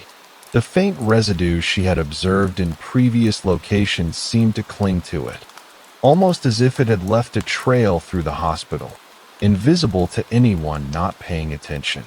Later, in the hospital's rooftop maintenance area, she walked over damp tiles slick from last night's rain. The hum of the building's ventilation system filled the otherwise silent space. Near a cluster of air ducts, she noticed faint footprints in the mud collected along the edge of the concrete. They were narrow, deliberate, not quite matching the boots of the staff who worked here regularly. Following them, she discovered a small keycard wedged between 2 drainage grates, its corner bent, its surface smudged with faint fingerprints. She descended into the basement corridors again, the air cooler and damp, smelling faintly of stone and dust. The dim lights cast long shadows along the walls, highlighting the narrow scratch marks she had noticed before. Near a storage closet, a small puddle reflected the fluorescent light above. At its edge, a torn piece of paper floated, waterlogged and nearly illegible. She retrieved it carefully. The notes were cryptic, a series of numbers and letters, seemingly random, but their placement mirrored the markings she had seen in other locations. Her path took her next to the small library tucked in the hospital's administrative wing. The smell of paper and polish was comforting, though the quiet tension lingered. A single journal lay open on a table, its spine cracked, the pages filled with meticulous notes. One page had a margin annotation she hadn't noticed before. Check 2:14, 2:30 a.m. The handwriting was identical to the other notes she had collected. She touched the page lightly, noting the faint indentation left by the pencil, a subtle impression of someone's deliberate hand. In the physiotherapy gym, she examined the equipment more closely. The resistance bands, mats, and machines were arranged with care, but a single mat bore a faint, irregular indentation. It suggested that someone had knelt here briefly, perhaps to examine or adjust something. The smell of rubber and faint cleaning solution mingled with a metallic trace she could not identify, lingering in the corners of the room. Later, she paused in the hospital's rarely used chapel. The sunlight filtered through the stained glass, painting the floor with muted colors. She noticed faint scratches near the front pews, small, deliberate marks that indicated pacing or repeated contact. Kneeling, she traced the scratches with her fingers, noting the careful consistency, the intention behind them.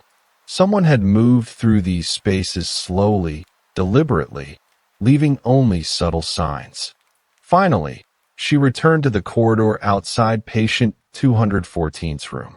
The four bag dripped steadily, the tubing aligned precisely. At the base of the pole, a tiny droplet caught the light, glistening faintly.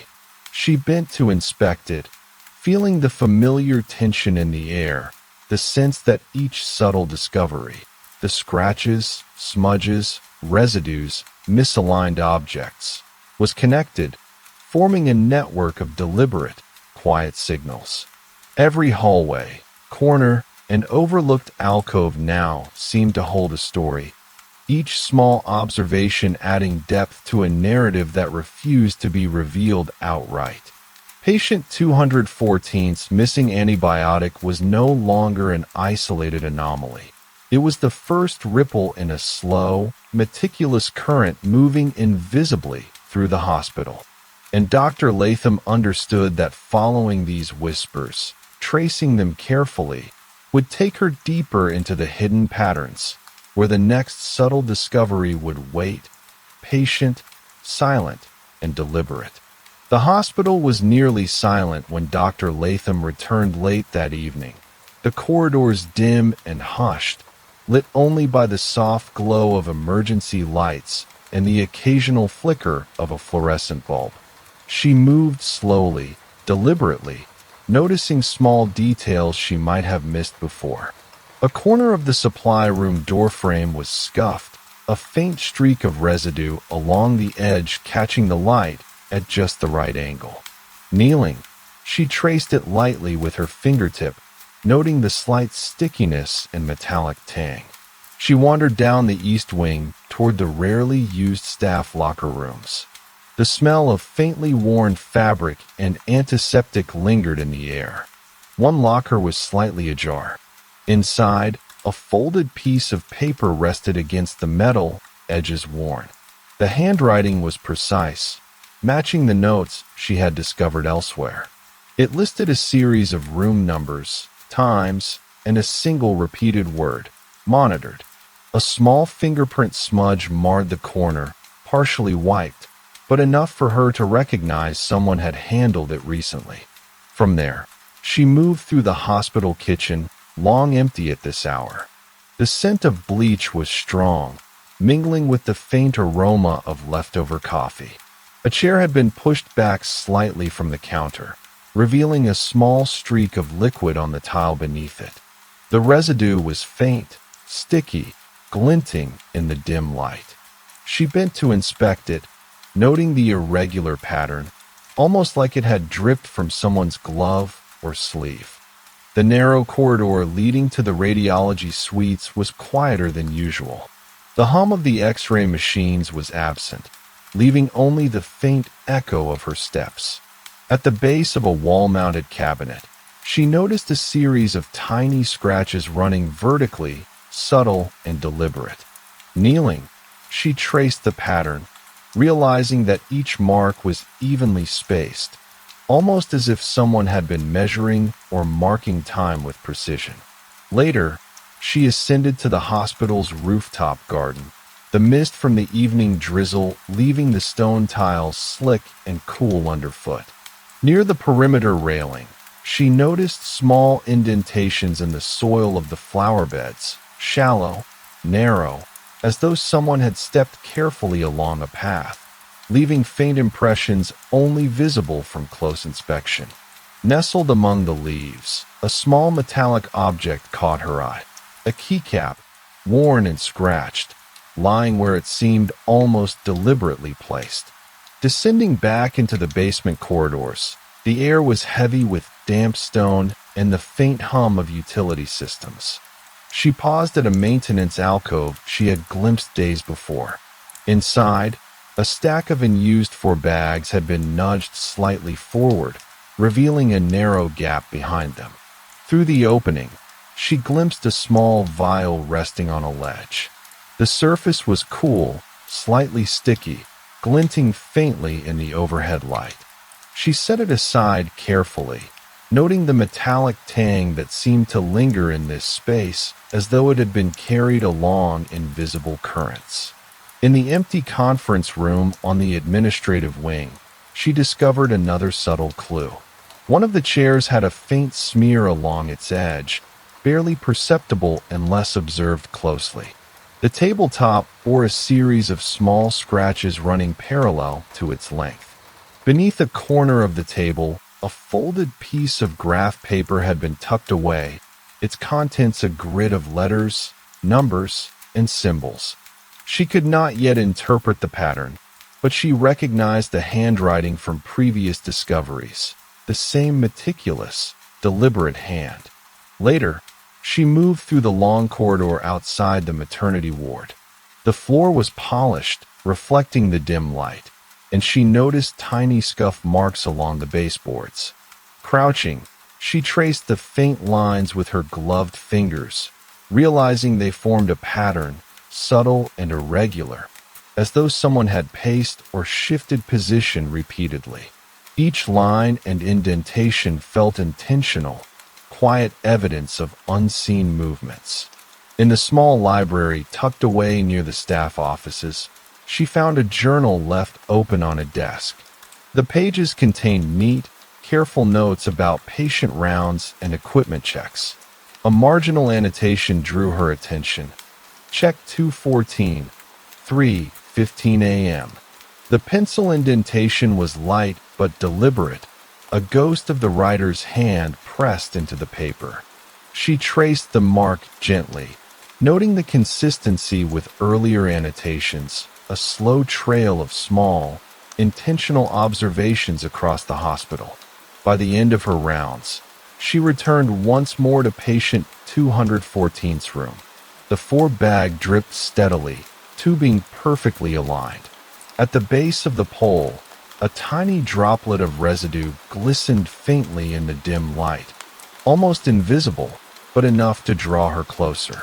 She noted the subtle signs, the scratches, the smudges, the misplaced objects, and realized that they were all connected, a hidden map of deliberate, quiet activity, stretching slowly through the hospital's corners and corridors.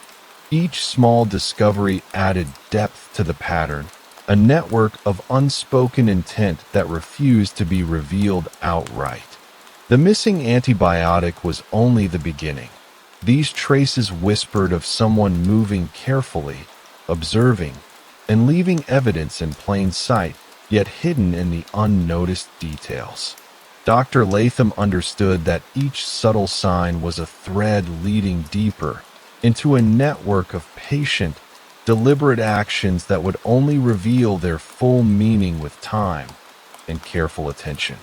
The following night, Dr. Latham moved through the hospital with the careful awareness of someone tracking faint traces of movement. The hallways were quiet, lit with only the soft glow of exit signs and intermittent overhead fluorescence.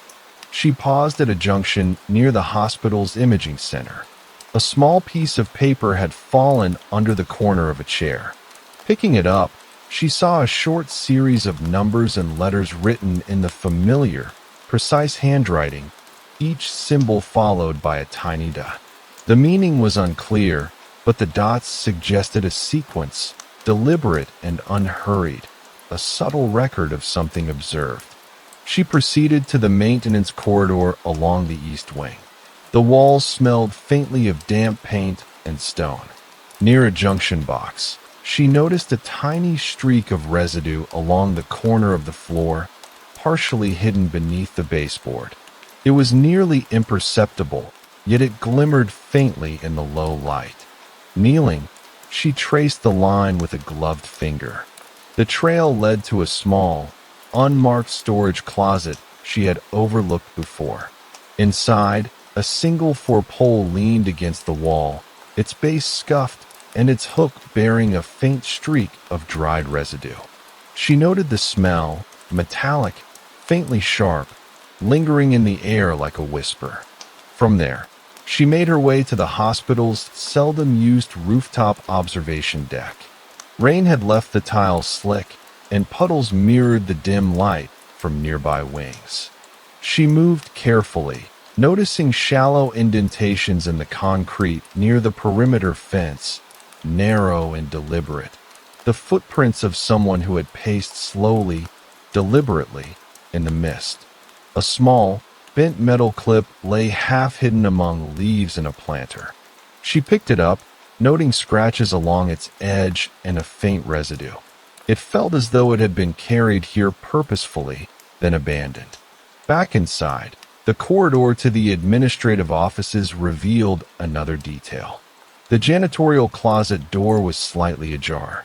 She noticed faint smudges on the handle, wiped partially as though someone had cleaned it in haste. Inside, a mop had been left leaning against the wall, its tip wet. On the floor nearby, there was a tiny piece of paper, folded and damp at the edges. It bore a series of initials, room numbers, and times, all in the same meticulous script she had observed elsewhere. The paper had a faint crease, suggesting it had been tucked into a pocket and pressed against something. She then explored the physical therapy gym. Equipment was neatly arranged, mats rolled and stacked, resistance bands hung in rows. One mat, however, bore a shallow impression, as if someone had knelt there briefly, leaving only the faintest indentation. She touched it lightly and smelled a faint metallic scent, subtle but familiar, lingering around the area where the mat had been used. A single band was draped over the handle of a stationary bike, slightly twisted, with tiny streaks of residue along the rubber grip. In the staff break room, she found a cup left on the counter, partially filled, its rim stained. Next to it, a notebook lay open, pages marked with tiny annotations, room numbers, initials, and the word checked, repeated several times. One page contained a small diagram she had not seen before, a rough sketch of a corridor and storage rooms, with arrows indicating movement, subtle and unremarkable at first glance, but deliberate in its geometry. Later, she descended to the hospital basement, the air cool, damp, and heavy. The narrow corridors echoed faintly with the hum of utility systems. She paused at a small alcove where cleaning supplies were stored. A single shelf had been nudged forward, revealing a narrow gap behind it. Inside, a small vial rested on a ledge, tipped slightly forward, catching the weak light. Its surface was sticky, faintly metallic, and seemed to hold a lingering trace of contact. She wandered toward the quiet chapel again, drawn by the faint morning light filtering through stained glass. The wooden pews were polished, but bore subtle scratches along their edges. Kneeling, she traced them with her fingers. The pattern was deliberate, almost rhythmic, suggesting someone had moved back and forth repeatedly, pausing here and there. The echoes of their footsteps had long faded, but the evidence of their presence remained in the almost imperceptible markings. Finally, she returned once more to patient 214's room.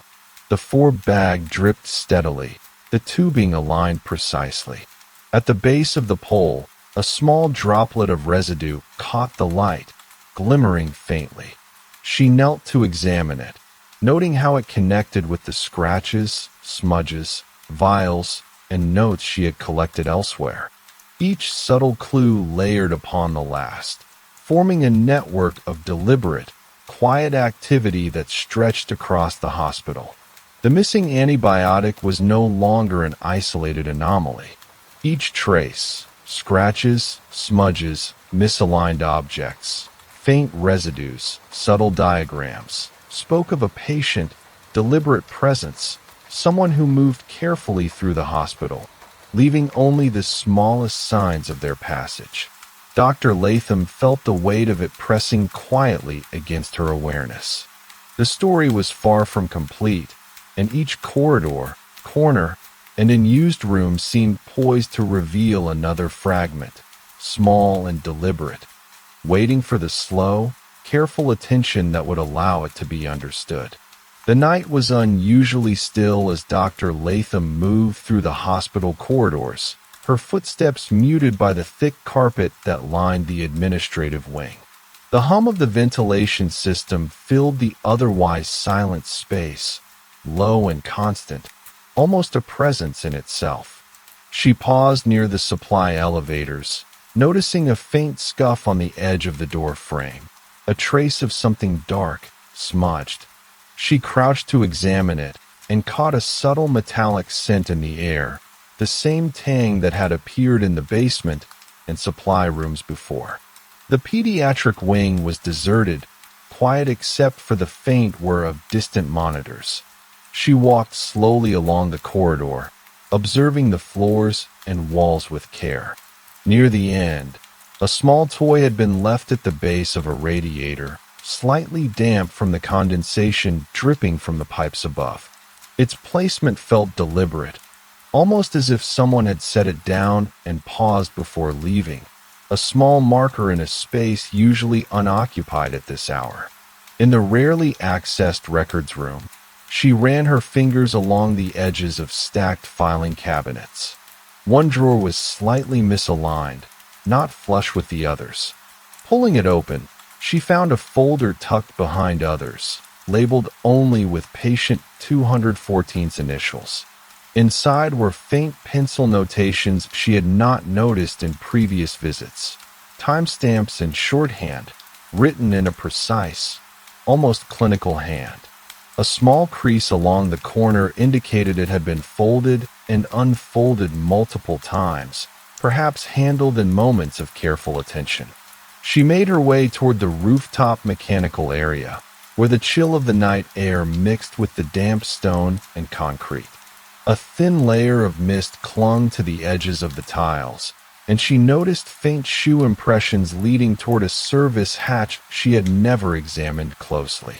Kneeling, she peered through the opening and saw the faintest glint of metal, a small clip or key partially hidden beneath a loose panel. She retrieved it carefully, noting scratches along the surface, and the metallic tang lingering faintly in the air.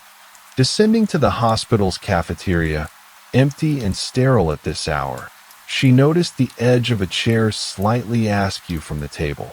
On the floor beneath, a small smear of liquid caught the light, faint and sticky. The scent was subtle, a mix of cleaning solution and metallic undertones. A folded piece of paper rested on the counter nearby, containing a short list of room numbers and times, written in the familiar meticulous script. The margin bore a small dot, smudged slightly, suggesting it had been pressed quickly against the page. In the corridor outside the hospital library, she paused at a vent near the floor. A faint smear ran along the edge of the grill, barely visible, glinting in the low light. Kneeling, she pressed lightly, feeling a sticky residue and noting the metallic scent once again. She glanced around. The hall was empty, silent.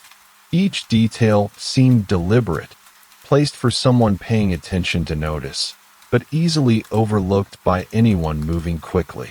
Inside the library, a journal lay open on a desk. The spine was cracked, pages carefully filled with notes about patient rounds and equipment checks. On one page, a marginal annotation read, "Observed 2:14, 4:05 a.m." The indentation was subtle, nearly imperceptible, but the hand that had made it was precise, deliberate.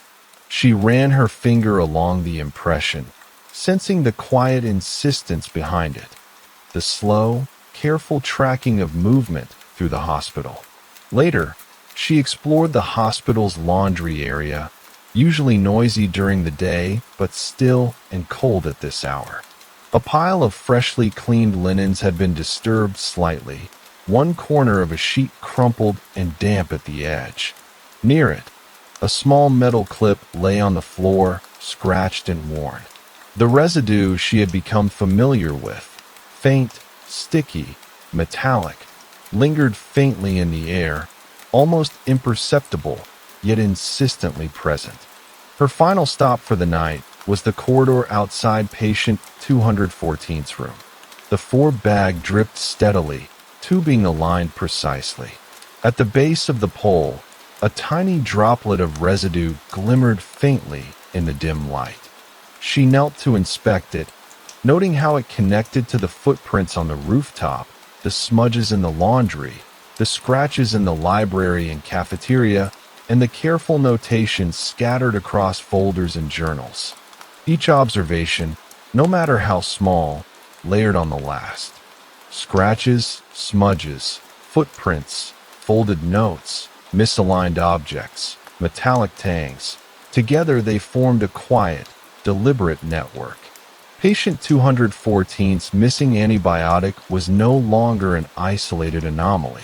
It was the first sign of something slow-moving, meticulous, and unseen, leaving traces in the unnoticed corners and spaces of the hospital.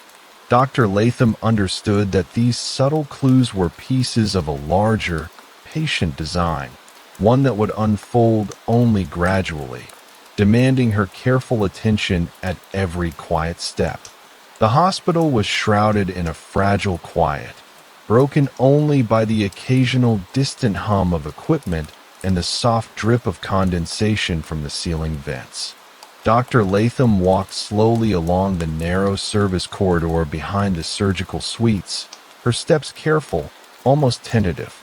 The walls smelled faintly of antiseptic and dust, and her eyes caught a subtle streak of residue along a doorframe near the corner. Kneeling, she traced it lightly, noting the faint metallic tang that seemed to linger in every hidden corner she had visited over the past nights. She turned toward the rarely used records archive, a small wing tucked behind the administrative offices. The air was cooler here, heavy with the scent of old paper and filing cabinets. A narrow aisle between two tall shelves revealed a single folder that had been pushed slightly out of line. Inside, she found notations she had not noticed before, patient numbers, initials, and a series of dashes next to 214, each one faint, deliberate, and precise. One of the dashes had a faint smudge next to it, as though someone had pressed it down repeatedly, marking time or attention in a subtle rhythm. Later, She wandered into the hospital's rooftop water tank access area. The faint mist of the night clung to the tiles, and the air smelled damp and metallic. She noticed small, shallow footprints along the edge of the platform, leading to a narrow hatch she had not examined previously. Kneeling, she glimpsed a faint reflection of metal beneath the hatch cover, a small clip or tool, partially concealed. Picking it up carefully, she noticed tiny scratches along its edge and the familiar residue lingering faintly in the air, nearly imperceptible but insistently present. Descending to the hospital basement once more, she moved toward the seldom-used service tunnel near the storage annex. The walls were cool and damp, the faint hum of utility systems vibrating softly through the concrete. A small puddle at the base of the wall reflected the dim light above, and within it, she noticed an irregular smear that glistened faintly. She pressed lightly with her gloved fingertip and felt the subtle stickiness of the metallic-tinted residue she had come to recognize. The smear led toward a narrow alcove where a crate had been nudged slightly forward, revealing a gap beneath it. Inside rested a small, unmarked vial, tipped precariously, its surface sticky and glinting faintly in the light. She moved next to the staff lounge, empty at this hour. A chair had been pushed back slightly from the table, and on the counter, a cup of coffee had been left, faintly stained and partially full. A notebook lay beside it, pages open and filled with room numbers, initials, and short annotations in the familiar, precise handwriting. She noticed a small sketch at the bottom of one page, an outline of a corridor with subtle arrows marking movement. The diagram was simple but deliberate, a quiet record of passage through the hospital. Later, in the hospital's physical therapy area, she observed subtle irregularities. Resistance bands were hung carefully, mats rolled neatly. Yet one mat bore a faint indentation, almost imperceptible, suggesting someone had knelt or leaned there briefly. A stationary bike had a band twisted around its handle, a slight smear along the rubber grip, the metallic tang lingering faintly in the air. Each detail seemed insignificant alone, but together they formed a quiet narrative of deliberate movement, unnoticed by anyone else. She paused in the corridor outside the oncology wing. The polished floor reflected the dim light, and faint scuff marks along the baseboards drew her attention. Crouching, she traced the lines with her gloved fingers. They formed a subtle rhythm, small, deliberate, like a shadow of someone pacing or shifting repeatedly. Each mark was too slight to be noticed without careful observation, but they carried the insistence of intention. Finally, she returned to patient 214's room. The four-bag dripped steadily, tubing perfectly aligned. At the base of the pole, a tiny droplet of residue caught the light, glimmering faintly. She leaned closer, connecting it with the scuffs, smudges, vials, sketches, and shallow footprints she had observed elsewhere. Each subtle clue added to a quiet, intricate pattern, a network of deliberate, unseen activity threading through the hospital.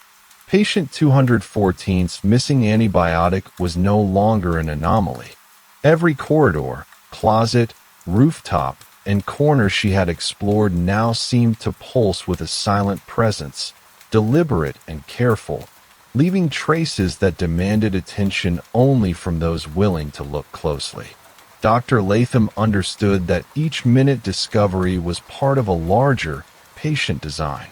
The story was unfolding slowly, one faint smear, one shallow scratch, one misplaced object at a time, its full meaning hidden just beyond the reach of immediate perception, waiting for the careful, unhurried observer to trace it further.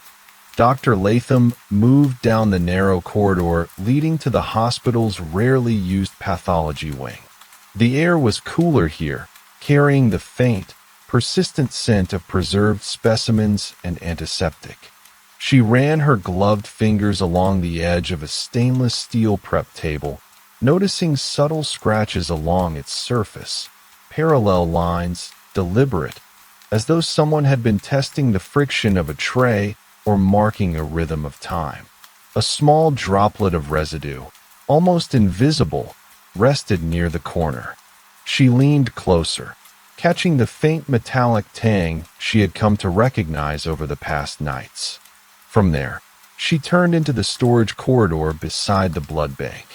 Fluorescent lights flickered overhead, casting uneven shadows along the stacked shelves. One crate had been nudged slightly forward, revealing a narrow gap behind it. Kneeling, she saw a small, unmarked vial, tipped forward precariously. Its surface was faintly sticky, reflecting the overhead light in tiny glints. She set it aside carefully, aware of how subtle the trace was, too small for anyone rushing past to notice, yet deliberately placed. Later, she ascended to the hospital's rooftop mechanical deck. Rain had fallen earlier, leaving slick tiles and small puddles along the edges. Shallow footprints led from a service hatch to a corner of the deck she had not examined before.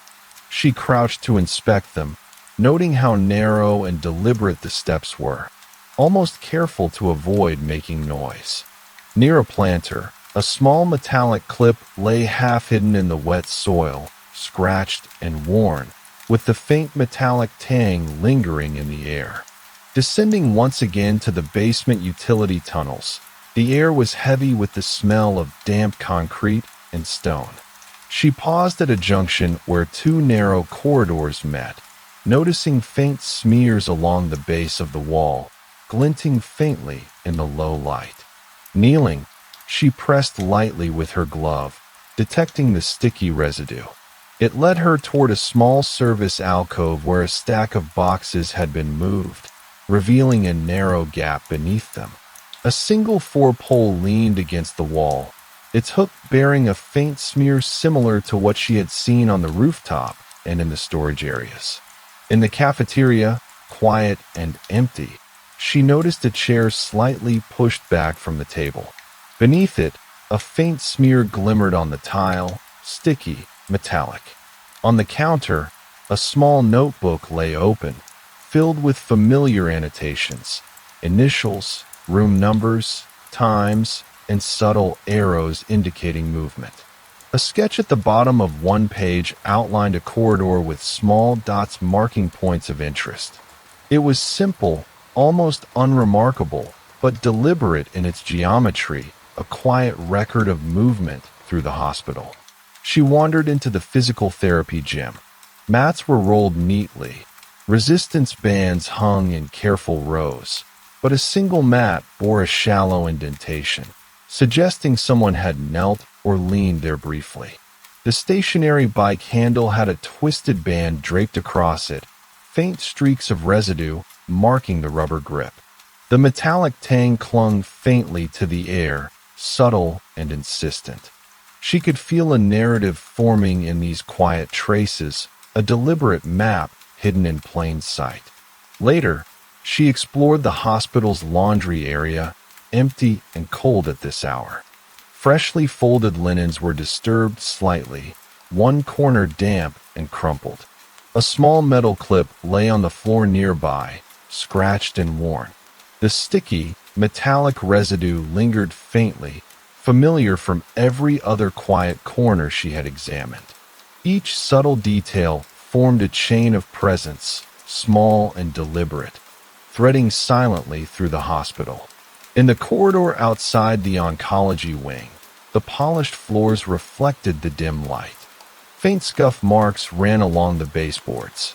Crouching, she traced them with gloved fingers. The pattern was subtle, rhythmic, almost like someone pacing quietly, shifting position repeatedly. She could feel the intention behind each mark, slow, careful, deliberate, leaving evidence only for someone willing to notice. Finally, She returned once more to patient 214's room. The four-bag dripped steadily, tubing perfectly aligned.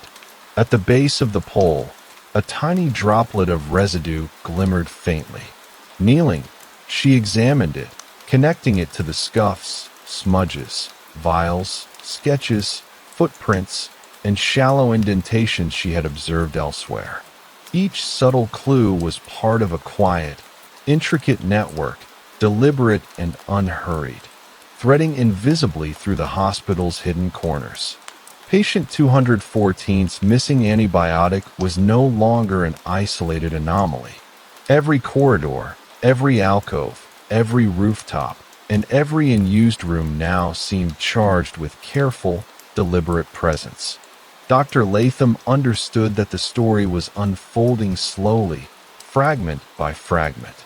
Each minor discovery, the scratches, smudges, misplaced objects, residue, faint sketches, was part of a meticulous design, one that demanded patience and observation to follow. The hospital itself seemed alive with these silent traces, and she felt the pull of the unseen network, waiting for the next subtle clue to reveal its hidden path. Dr. Latham returned once more to the hospital late at night, when the corridors were hushed and the usual background hum of staff activity was absent. She moved carefully through the pediatric wing, the faint antiseptic scent mixing with the subtle dampness lingering from an earlier rain. At the base of a radiator, she noticed a slight discoloration in the tile, almost imperceptible, as though a small liquid had evaporated, leaving behind a ghost of its presence. She knelt to examine it, brushing her gloved fingers lightly across the surface. A faint metallic tang lingered, the same subtle trace she had been following for nights. Turning down the narrow corridor toward the hospital's old archives, she noticed the edges of filing cabinets slightly misaligned, as if someone had rifled through them recently. One cabinet drawer, in particular, was pushed back just enough to reveal a thin strip of paper tucked behind it. She pulled it free and found a short sequence of numbers and letters, written carefully in the precise, meticulous handwriting she had seen repeatedly. Small dots punctuated the edges of the paper, as though marking a rhythm or sequence. She studied the notation, sensing that it was intended for someone who knew how to read it. Later, she made her way to the rooftop maintenance area. The mist from the night rain left the tiles slick and shiny. She noticed faint footprints in the moisture along the edge of a service hatch, small and deliberate, leading to a corner she had not yet examined. Among the gravel and damp leaves, she found a tiny metal clasp, worn and scratched, its edges glinting faintly in the dim light. The metallic residue she had grown familiar with clung faintly to it, imperceptible unless one paused long enough to notice. Descending to the basement utility tunnels, she paused near a junction where the corridors narrowed. A faint smear of residue ran along the base of the wall, glistening slightly in the low light. She pressed lightly with her glove, feeling the subtle stickiness. The trail led her to a small alcove behind stacked storage crates. Peering inside, she discovered a single four-pole leaning against the wall. Its hook bore a faint smear, and the base was slightly scuffed. The pole seemed almost deliberately placed, quiet evidence of movement meant to be noticed only by someone attentive. She moved through the hospital cafeteria, empty at this hour, the smell of cleaning solution and damp air heavy. A chair was pushed back slightly from the table. Beneath it, a faint streak of residue reflected the light. On the counter, a small notebook lay open, pages filled with room numbers, initials, and short annotations, all written in the precise, deliberate handwriting. A small diagram sketched the outline of a corridor, subtle arrows marking movement. Another quiet map of passage through the hospital. In the physical therapy wing, Mats and resistance bands were neatly arranged, but a single mat bore a shallow indentation, suggesting someone had knelt or leaned there briefly. A band twisted across a stationary bike handle showed faint smudges along the rubber grip. The metallic tang hung faintly in the air. Dr. Latham noted how deliberate these details were, almost imperceptible signs that someone moved carefully, leaving a silent trace of their presence. She paused in the corridor outside the oncology wing. Polished floors reflected the dim light. Faint scuff marks ran along the baseboards, forming a subtle rhythm, like someone had shifted position repeatedly. She traced them with her fingers, sensing the patience and care behind each mark, the deliberate attention to leaving signs that only a careful observer would notice. Finally, she returned to patient 214's room. The bag dripped steadily, the tubing aligned precisely. At the base of the pole, a tiny droplet of residue glimmered faintly in the dim light. Kneeling, she examined it, connecting it with the scuffs, smudges, vials, sketches, footprints, and indentations she had observed throughout the hospital. Each subtle clue layered on the last, forming a quiet, intricate network threading through the hospital's hidden corners. Patient 214's missing antibiotic was no longer an isolated anomaly.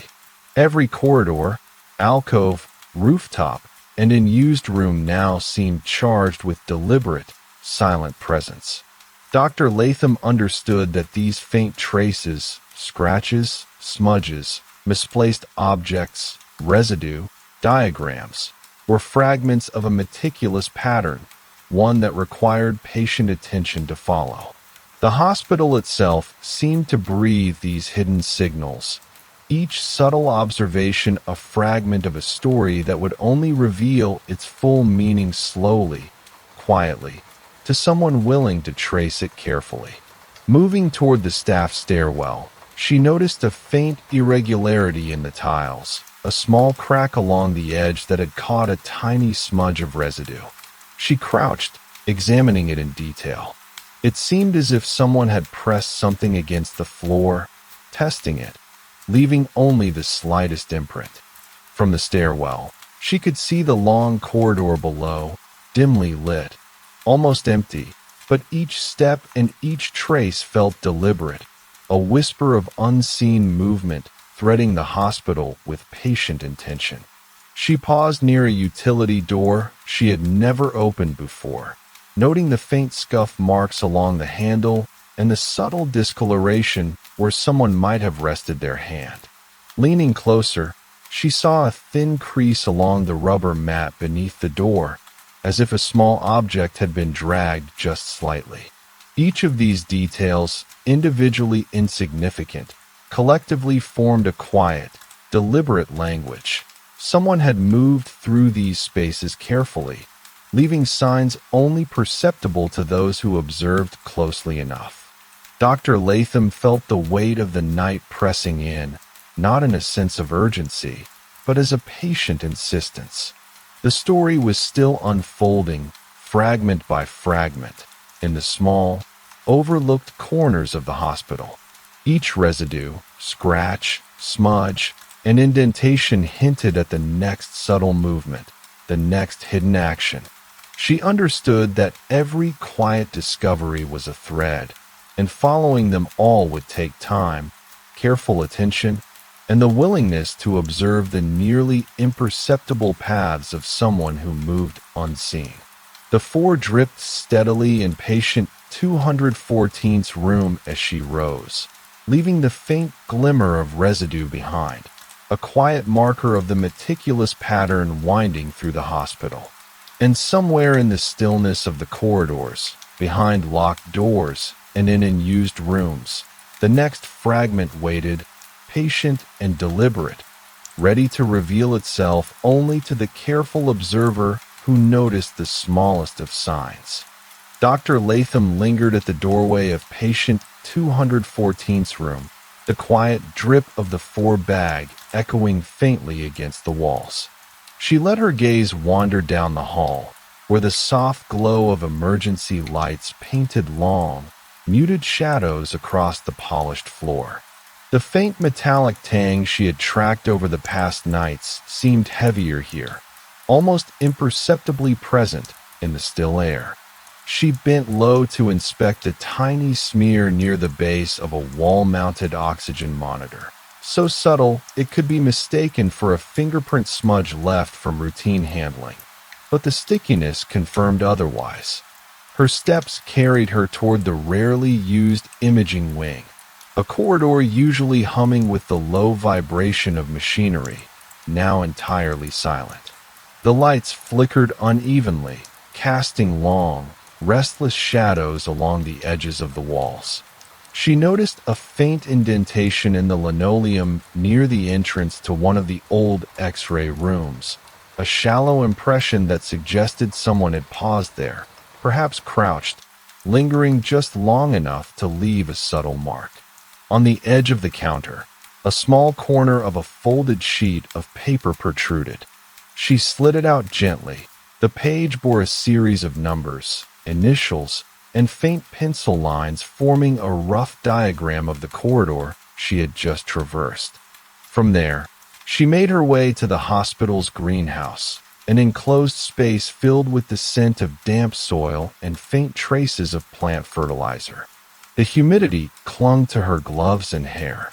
She crouched near the base of a planter and noticed a tiny metal fragment, partially buried in soil, scratched along its edges and glinting faintly. It was a fragment that seemed almost deliberately left in plain sight, subtle enough to escape notice, yet placed for someone paying attention.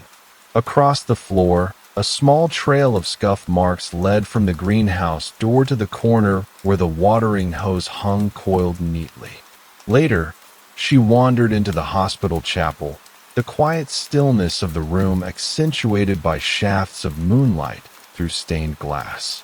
The polished pews reflected faint traces of scratches along their edges, minute grooves worn into the wood by repeated contact. Kneeling, she traced the scratches with her fingers. Each one seemed intentional, almost measured, as though someone had been pacing, pausing at intervals, leaving evidence of presence in the subtlest of ways. On the windowsill, a small piece of paper had been tucked under a candle holder. It bore faint initials and a time, 4:47 a.m., written lightly in pencil, the mark pressed just enough to leave an impression on the page. Dr. Latham moved next to the service elevator in the hospital's west wing.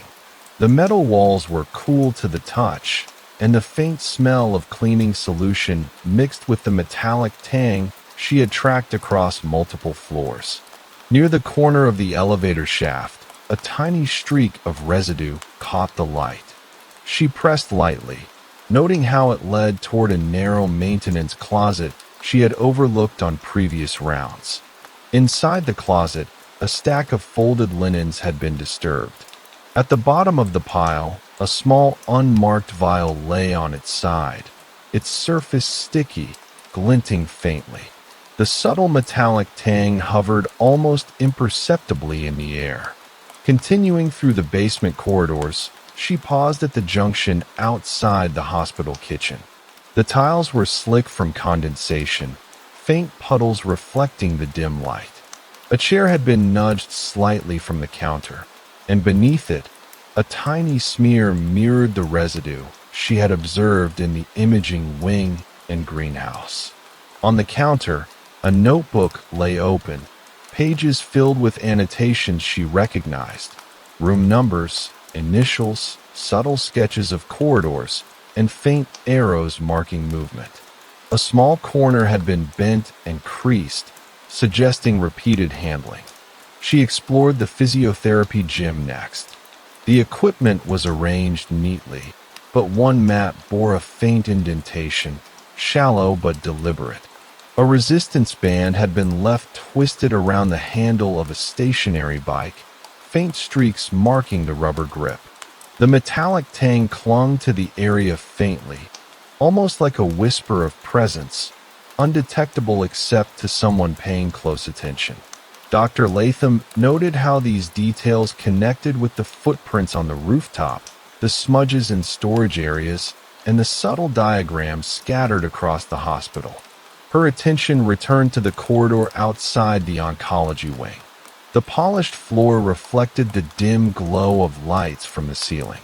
Faint scuff marks ran along the baseboards, forming a subtle rhythm that suggested deliberate pacing or repeated movement. She traced them slowly with gloved fingers, sensing the patience and meticulous care behind each mark. Each observation formed a fragment of a network, deliberate but hidden, whispering the presence of someone unseen. Finally, she returned to patient 214's room. The four-bag dripped steadily, tubing aligned perfectly. At the base of the pole, a tiny droplet of residue glimmered faintly. Kneeling, she examined it, connecting it with every previous discovery: the smudges, scratches, indentations, footprints, vials, sketches, and diagrams. Each small clue layered atop the next, forming a quiet, intricate pattern threading through the hospital's corridors, rooms, rooftops, and hidden alcoves. Patient 214's missing antibiotic was no longer an isolated anomaly. Every overlooked corner, every lightly disturbed object, every subtle mark seemed to carry intentionality, a patient, careful narrative. Dr. Latham understood that the hospital itself had become a map of quiet, deliberate movements, each fragment a hint of a larger design.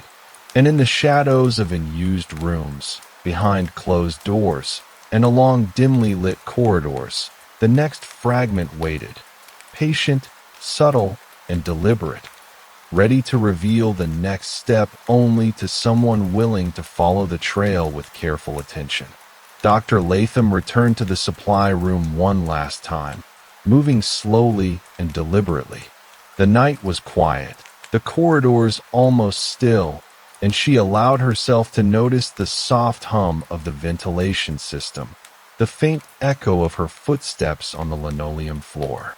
She knelt beside a stack of 4 bags, scanning each one carefully, tracing the subtle differences in labels, bends, and folds. It was then that she noticed a pattern she had overlooked before. A single shelf held bags that had all been handled in a slightly unusual way, with the same faint residue she had traced through the hospital. She picked up one of the bags and examined the tubing hook, noticing a small scratch on the metal, the same imperceptible mark that appeared on the pole at patient 214's room. It came together slowly, quietly, in the way of small, patient realizations. She remembered the annotations in the notebooks, the diagrams of corridors and arrows indicating movement. She remembered the footprints on the rooftop, the subtle smudges in the laundry and cafeteria, the indentations in mats and floors, the faint residue left along baseboards and handles.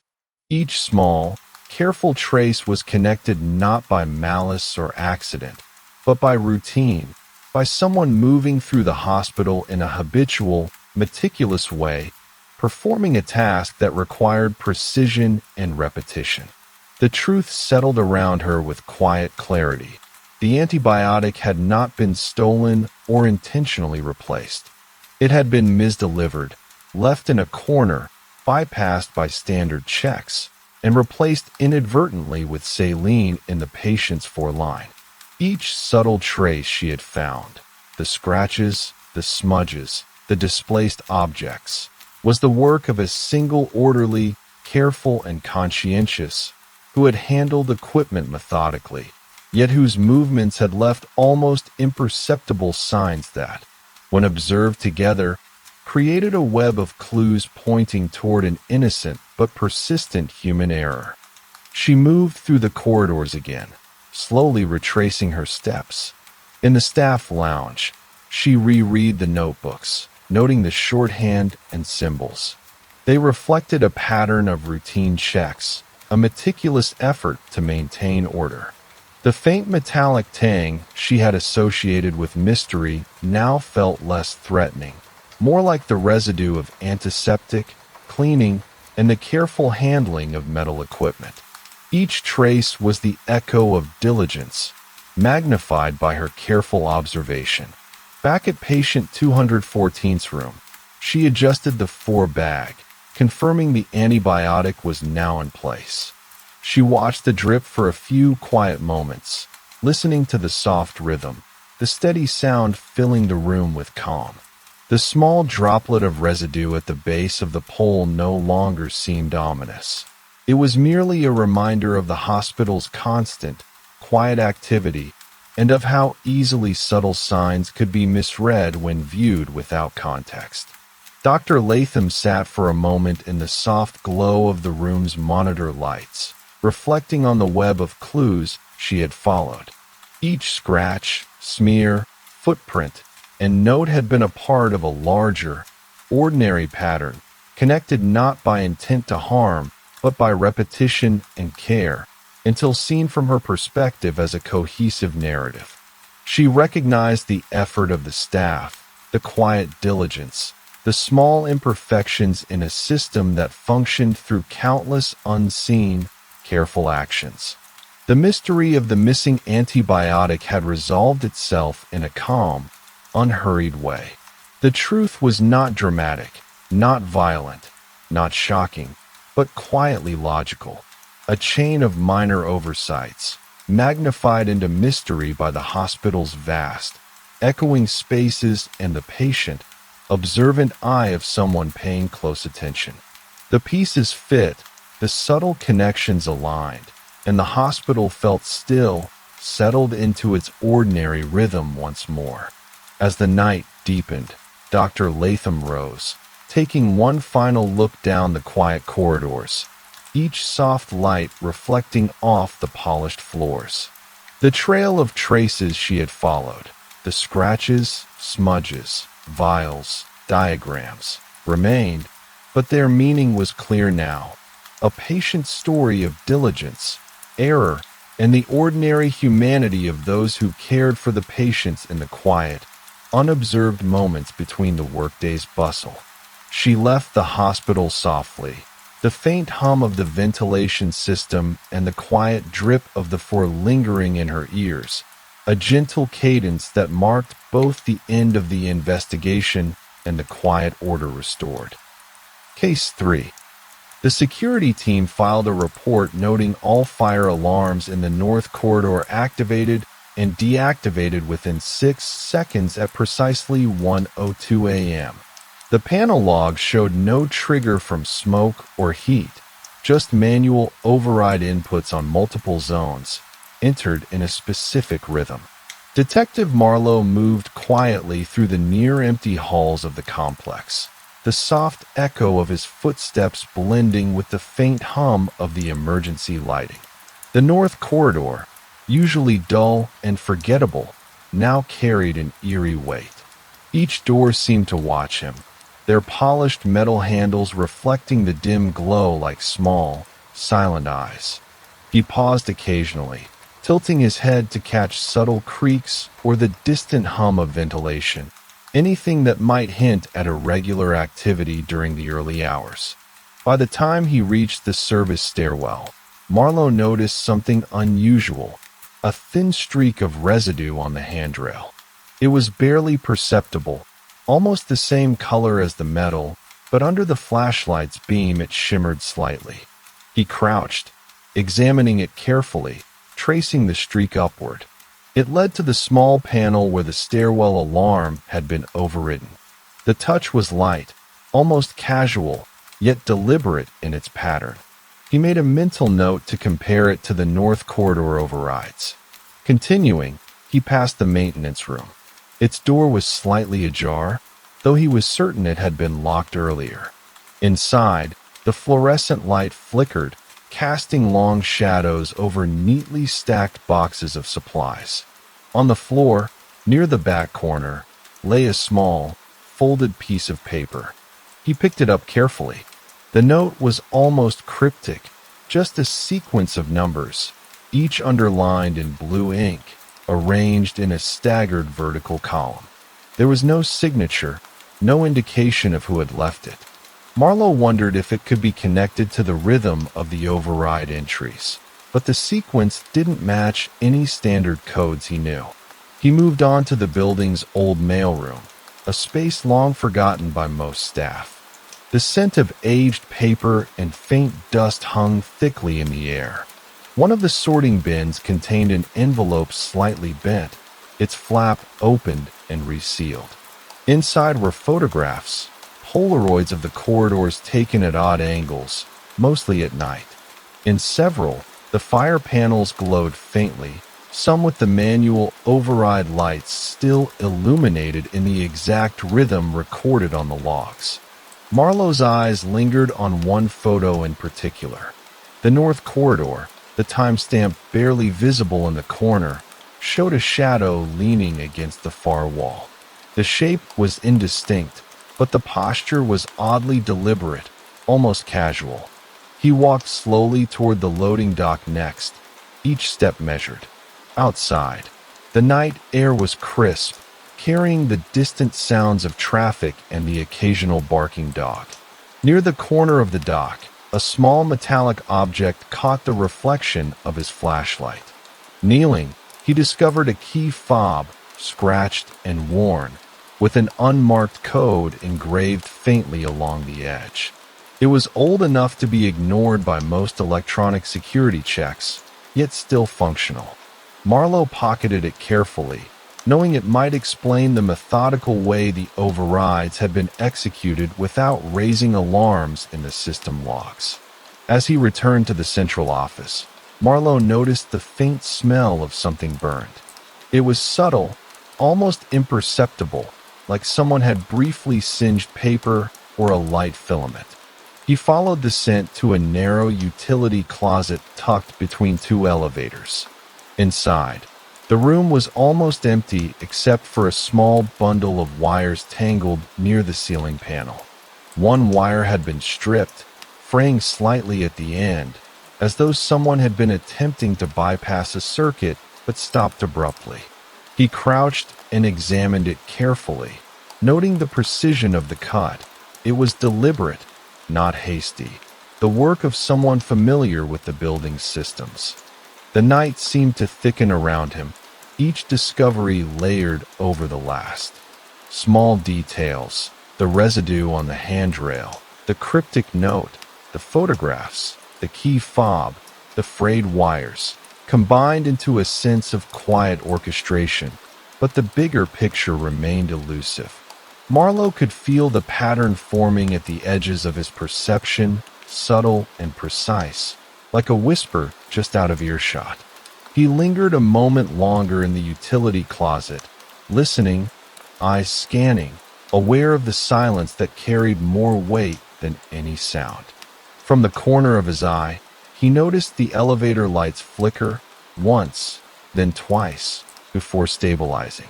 A quiet click followed, a subtle signal, almost lost in the ambient hum of the building. Marlowe's pulse quickened, not in alarm, but in anticipation. Each element he had found tonight seemed insignificant on its own, yet together they hinted at a deliberate choreography, a series of actions that only someone with intimate knowledge of the building could have executed. He left the utility closet slowly, retracing his path through the corridors, letting his gaze rest on the walls, the panels, the doors, as though each might hold another clue if observed with patience. In the lobby, he paused near the reception desk, noting the faint smudge along the edge of the counter, almost like a fingerprint, but incomplete. It suggested someone had lingered, perhaps watching, perhaps leaving a mark only for someone like him to notice. Marlowe finally stood near the main stairwell, looking out over the north corridor where the initial alarms had triggered. The fluorescent lights above cast a pale, sterile glow, yet he felt the shadows deepened, almost waiting. The case was far from solved, but the small, quiet discoveries of the night had begun to shape a pattern. Each observation was a brushstroke in a slow, deliberate painting, a painting that whispered of method, precision, and an intelligence that marred the calm with subtle menace. He exhaled slowly, listening to the quiet hum of the building, aware that every sound, every flicker of light, every faint trace he had observed might carry significance. The night had revealed fragments, and with each fragment, the outline of the mystery became just slightly clearer. But clarity was still distant. The rhythm of the overrides, the cryptic notes, the photographs, the frayed wires, they were all pieces, yet the picture they formed remained hidden, hovering just beyond understanding. Marlowe stayed in the lobby a moment longer, letting the stillness wash over him. Somewhere in the building, the person responsible had moved unseen, leaving only subtle signs in their wake. And as the minutes passed, he realized that this investigation would demand the same quiet patience he had spent the night exercising, observing, noting, piecing together small, deliberate details until the pattern revealed itself completely. The night stretched on, slow and deliberate, and the north corridor remained silent, waiting. Marlowe's feet carried him toward the east wing, a part of the complex seldom visited except by cleaning staff during the late-night shift. The corridor walls were lined with dull gray carpeting, modeled from years of unnoticed foot traffic. He noticed immediately that the usual fluorescent hum was interrupted here. One bulb flickered sporadically, casting a pulse of dim light over the walls. He paused, crouching to examine the floor tiles. There, near the seam between two panels, a faint scuff mark traced a diagonal path, as though someone had moved a small object carefully along the hallway without drawing attention. He followed the subtle trail, each step cautious, ears tuned to the soft creak of the tiles beneath his shoes. A side door, marked simply as records, was ajar, a sliver of yellow light spilling into the hallway. Marlowe pushed it open slowly. Inside, rows of filing cabinets stood in meticulous order. Yet, one cabinet drawer had been disturbed. Papers that should have been stacked neatly lay in minor disarray, edges curling slightly as though they had been thumbed through in a hurry, or perhaps with careful attention. Marlowe ran a finger along the edge of the drawer, noting the faint residue of dust disturbed along the handle. At the far end of the room, atop a low shelf of binders, rested a small, unremarkable cardboard box. Its lid was slightly askew. Inside, Marlowe found a collection of office keycards, each labeled with an employee name, but some with small annotations in a precise hand. One card, in particular, caught his attention. Its number sequence matched the cryptic note he had found earlier in the maintenance room.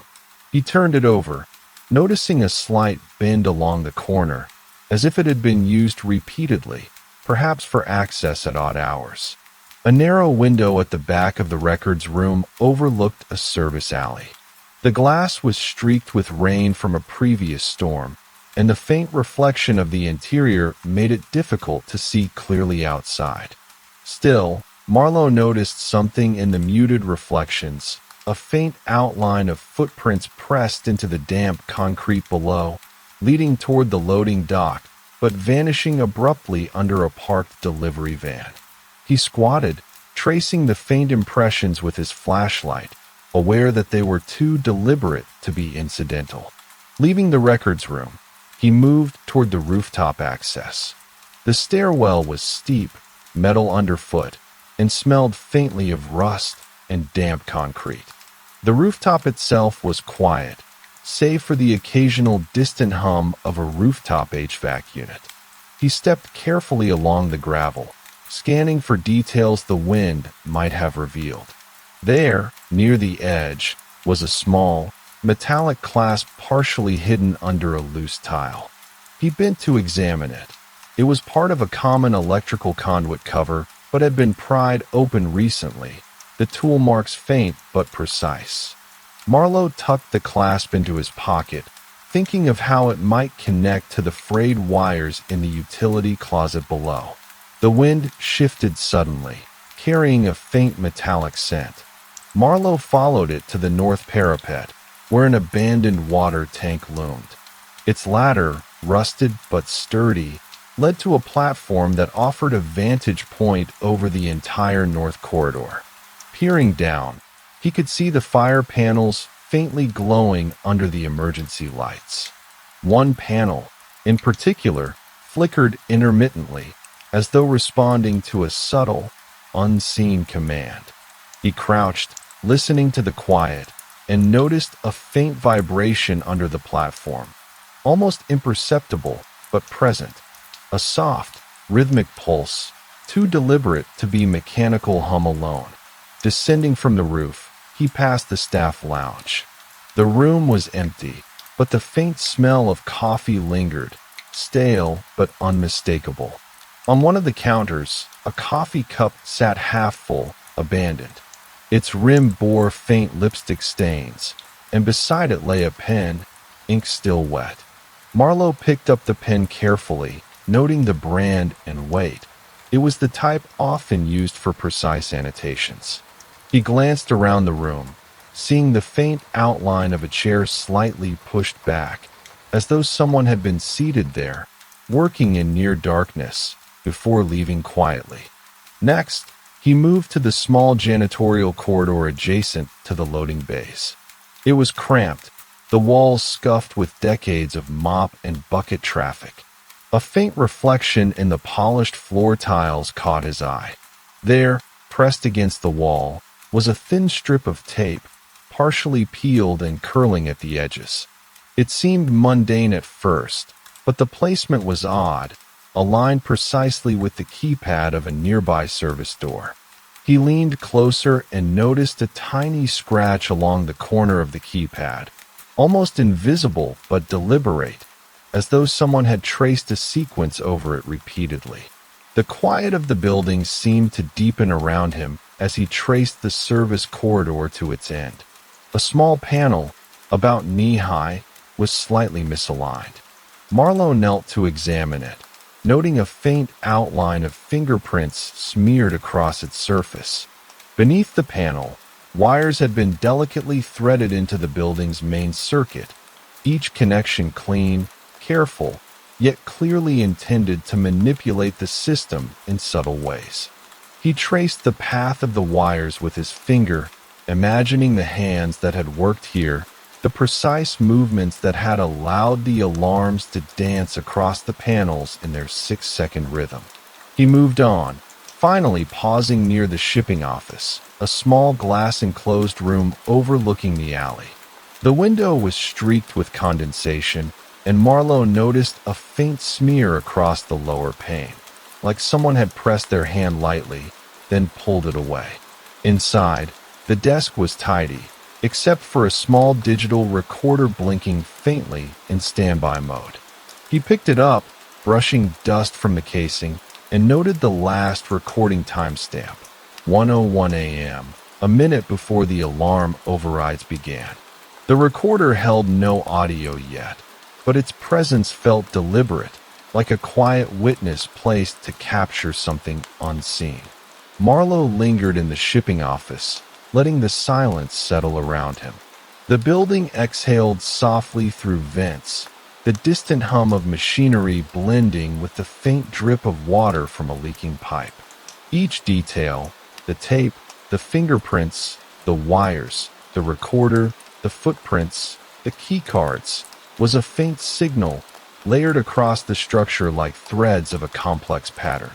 He sensed the presence of someone who had moved methodically through the building, leaving traces that required patience to understand. Hours passed, though he scarcely noticed. The building held its secrets patiently, revealing small fragments to those willing to observe closely. Marlowe traced his path slowly once more, retracing corridors and stairwells, pausing at each discovery to note its position, its texture, its relationship to the others. The rhythm of the overrides, the frayed wires, the cryptic numbers, the careful smudges, each suggested a choreography, precise and quiet, yet the full purpose remained just beyond reach. By the time he returned to the north corridor, the emergency lights flickered once more in the stillness. Marlowe stood, listening, eyes scanning every panel, every shadow, every reflective surface. The night held its breath. Somewhere in the building, someone had moved silently, leaving a trail only a patient observer could follow. And though the path was slowly emerging, the shape of the person behind it, their motives, their full intentions, remained hidden, hovering in the dim spaces between each subtle discovery. Marlowe lingered in the north corridor longer than usual, letting his eyes trace the lines of the walls, the edges of the panels, the faint shadows pooling in corners. Each detail seemed amplified in the emptiness, as though the building itself was holding a quiet conversation, waiting for him to notice. He finally moved toward the east atrium, a section of the complex mostly used for occasional staff gatherings. The glass ceiling above refracted the faint glow of the emergency lights, casting fragmented, irregular patterns on the marble floor. Near the atrium's central fountain, he noticed a small, dark stain along the edge of the basin. It was subtle, almost indistinguishable from the wear of the stone, but the shape suggested a liquid had settled and dried unevenly. He crouched, examining the residue carefully. It didn't smell strongly of anything, but the texture under his glove suggested it was recent, perhaps from a spill or a deliberate placement. His flashlight illuminated a series of tiny scratches radiating outward from the stain, shallow and precise, as though something had been dragged across the marble in a deliberate pattern. From the atrium, Marlowe moved into the corridor connecting the east wing to the administrative offices. He paused outside an office labeled Archives and Compliance. The door was locked, but the glass panel in the upper frame allowed him a view inside. Dust motes floated lazily in the dim light, and on the far desk, a small stack of folders leaned precariously. He noticed one folder slightly protruding, edges bent. He pressed his ear to the door, but heard only the low hum of the building's systems. He made a mental note to check the folder once he could access the room. He continued down the corridor and came to a service alcove, barely wider than a closet. Inside, the air was warmer, carrying the faint scent of electronics and rubber. A utility panel hung open, wires spilling outward in a tangled web. Most were orderly, labeled neatly, but a few wires were stripped and looped back on themselves, their ends carefully insulated with small pieces of tape. Marlowe traced one wire with his fingertip, noting its connection led toward a small junction he hadn't seen in the blueprints. Whoever had done this had intimate knowledge of the building's infrastructure, enough to manipulate circuits without triggering alarms. A few steps further, he noticed the faint scuff marks of shoes along the edge of the carpet, leading to a maintenance hatch. The hatch itself was flush with the floor and unremarkable, yet the edges bore subtle scratches, as though it had been lifted repeatedly. Marlowe knelt, peering through the small gap, and saw a ladder descending into the dimly lit sub-basement. He could just make out the faint outline of a storage room filled with old furniture and filing cabinets, untouched for years. Something about the placement of objects felt deliberate, as though someone had been navigating the space with careful precision. He retraced his steps toward the northern exit of the administrative wing and paused at a small kitchenette. The room smelled faintly of stale water and disinfectant. On the counter, a single spoon lay on a napkin, perfectly straight. The drawer beneath the counter was slightly misaligned. When Marlowe opened it, he discovered a thin strip of paper tucked in the back, printed with rows of numbers and letters. The sequence didn't match any building codes he knew, yet the characters were organized neatly, suggesting a cipher of some kind. He carefully folded it and tucked it into his pocket, aware that it could be another subtle signal. Leaving the kitchenette, he wandered toward the loading bay once more. The floor bore small abrasions, each one too uniform to be accidental. Near the corner, he noticed a faint trail of dust, disturbed in a way that suggested something, or someone, had passed through recently. He followed it carefully to a pallet stacked with boxes. At the base, a single crate was slightly out of alignment, its corner bearing a small indentation. Marlowe crouched, feeling the indentation with his fingers. It was precise, deliberate, as if someone had pressed their hand there to steady themselves or leave a mark unnoticed. He moved quietly to the upper mezzanine, a narrow walkway above the shipping office. The metal grating beneath his boots creaked faintly with each step. From this vantage, he could see the rows of fluorescent lights casting a cold glow over the floors below. On one ledge, a small pile of dust had been disturbed, forming a faint line leading toward a rarely used emergency stairwell. He descended carefully, following the path, and noticed a faint, almost imperceptible scrape along the stairwell railing, the kind of mark left by someone who had moved with deliberate care. At the bottom of the stairwell, a door led to the boiler room. The heavy metal door bore subtle fingerprints at the edges of the handle, and the lock appeared recently oiled. Inside, the air was warm, tinged with the metallic scent of machinery. Pipes ran along the walls in precise lines, and near the back, a small access panel had been opened slightly, revealing a tangle of wires and a faint trail of soot.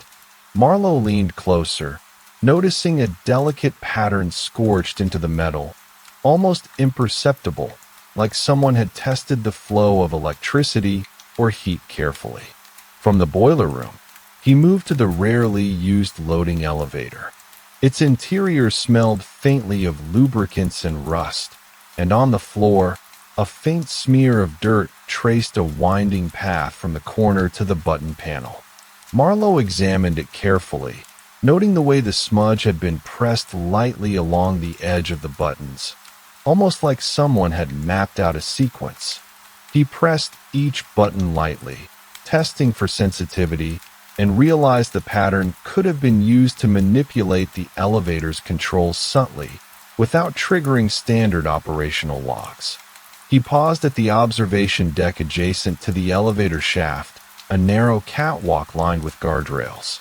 From here, he could see the main north corridor, the atrium, and the service corridors converging below. The quiet was dense, interrupted only by the soft hum of building systems and the occasional drip of water from the roof. Marlowe noticed faint reflections on the polished floor below, evidence of someone moving slowly, methodically, leaving traces that required patience to interpret. As he retraced his steps back toward the administrative wing, he passed the small mail chute near the lobby. The slot was normally inactive at this hour, but he noticed a faint slip of paper protruding. He pulled it gently, revealing a tiny folded note, written in a precise, almost imperceptible hand.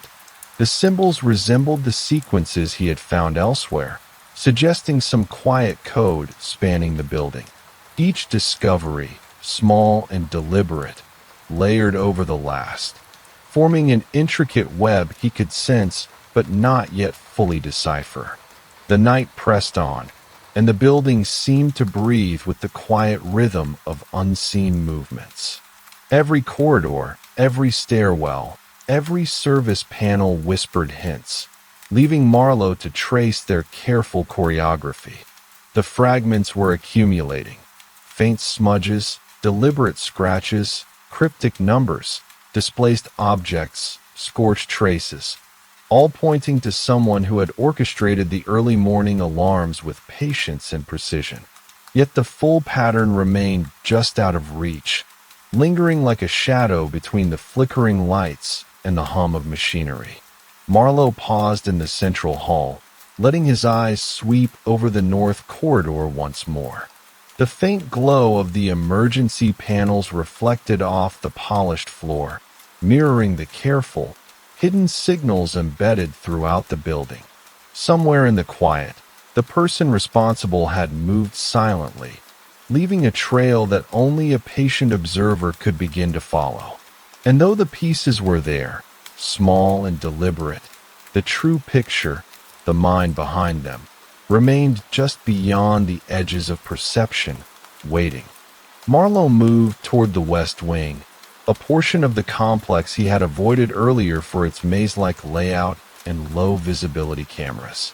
The hallway smelled faintly of damp carpet and antiseptic, a mix that made the silence feel almost tangible.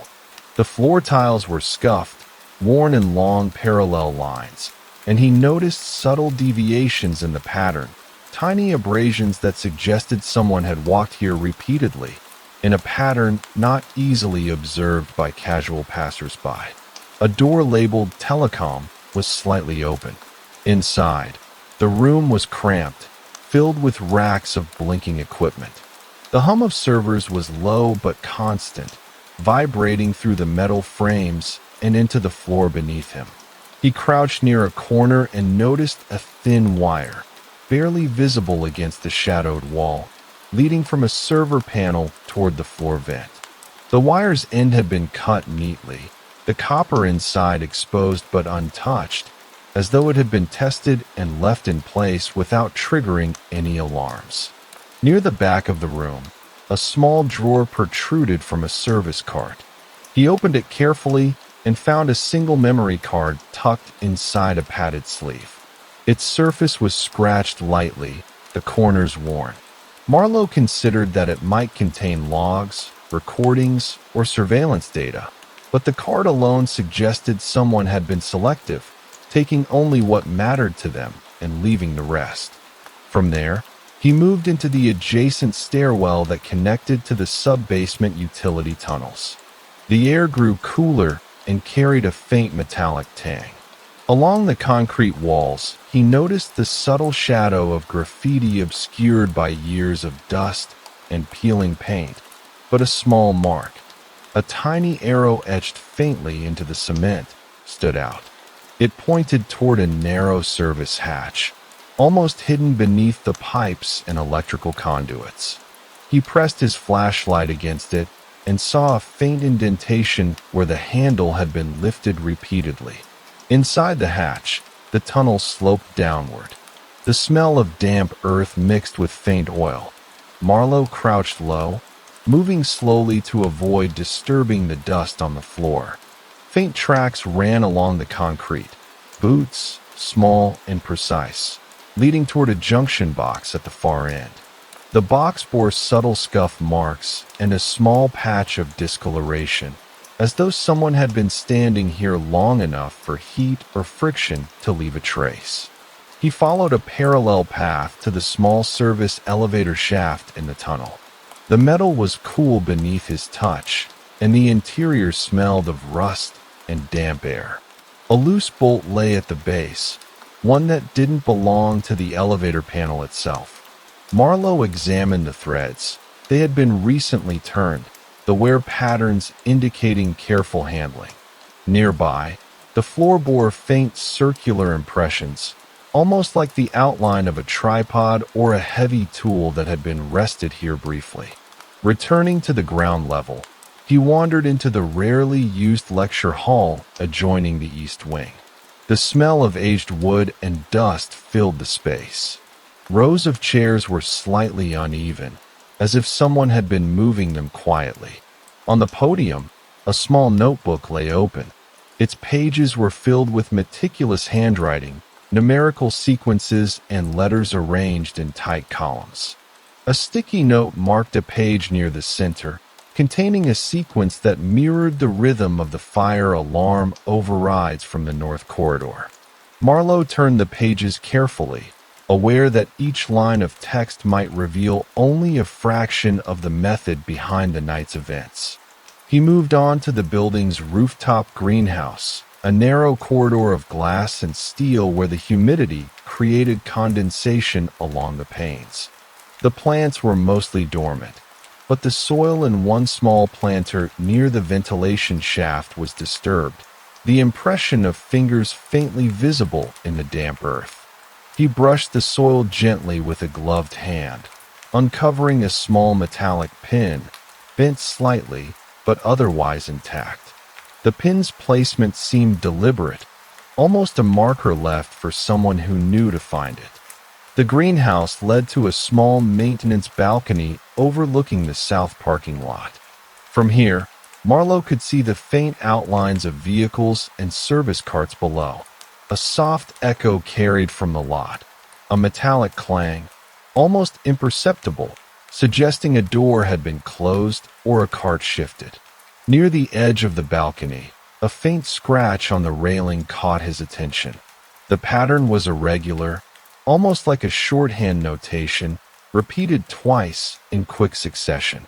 He descended back to the main corridors and passed the seldom-used security monitoring room.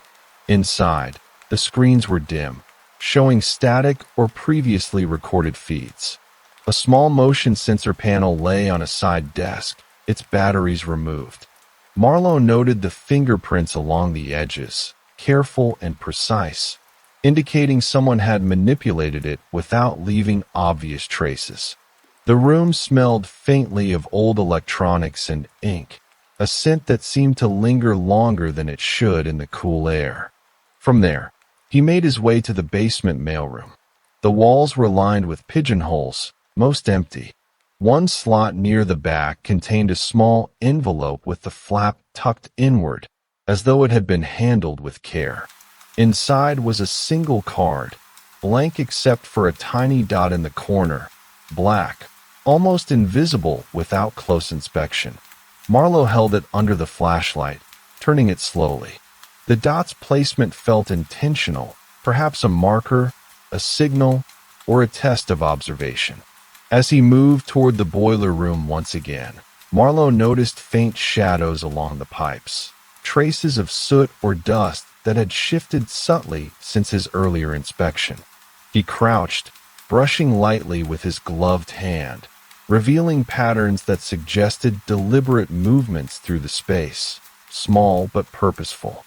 A vent cover near the back bore the faint imprint of a handprint, smudged and partial, as though someone had stabilized themselves there, careful not to leave more than a trace. The night pressed on, and Marlowe traced a path back toward the northern hallways, each corridor echoing his steps softly. Each discovery, the memory card, the etched arrow, the bent pin, the faint handprints, the scratched railings, added to the quiet orchestration he was beginning to perceive. He sensed a pattern, precise and methodical, emerging across the building, yet the mind behind it remained hidden, just beyond reach, leaving only the subtle, deliberate traces that whispered through the silence. He paused near the atrium again, letting his eyes sweep across the reflective marble floors. The building exhaled softly around him, each hum of machinery, each flicker of light, each faint mark, a small piece of a puzzle carefully arranged. And somewhere in the quiet, the person responsible moved unseen, leaving only the deliberate signs for those patient enough to notice, their motives and identity still hovering just out of reach. Marlowe's steps carried him toward the southern wing, a part of the complex that was primarily administrative but had long corridors rarely traversed at night. The polished linoleum reflected the dim emergency lighting, creating ghostly doubles of each detail along the walls.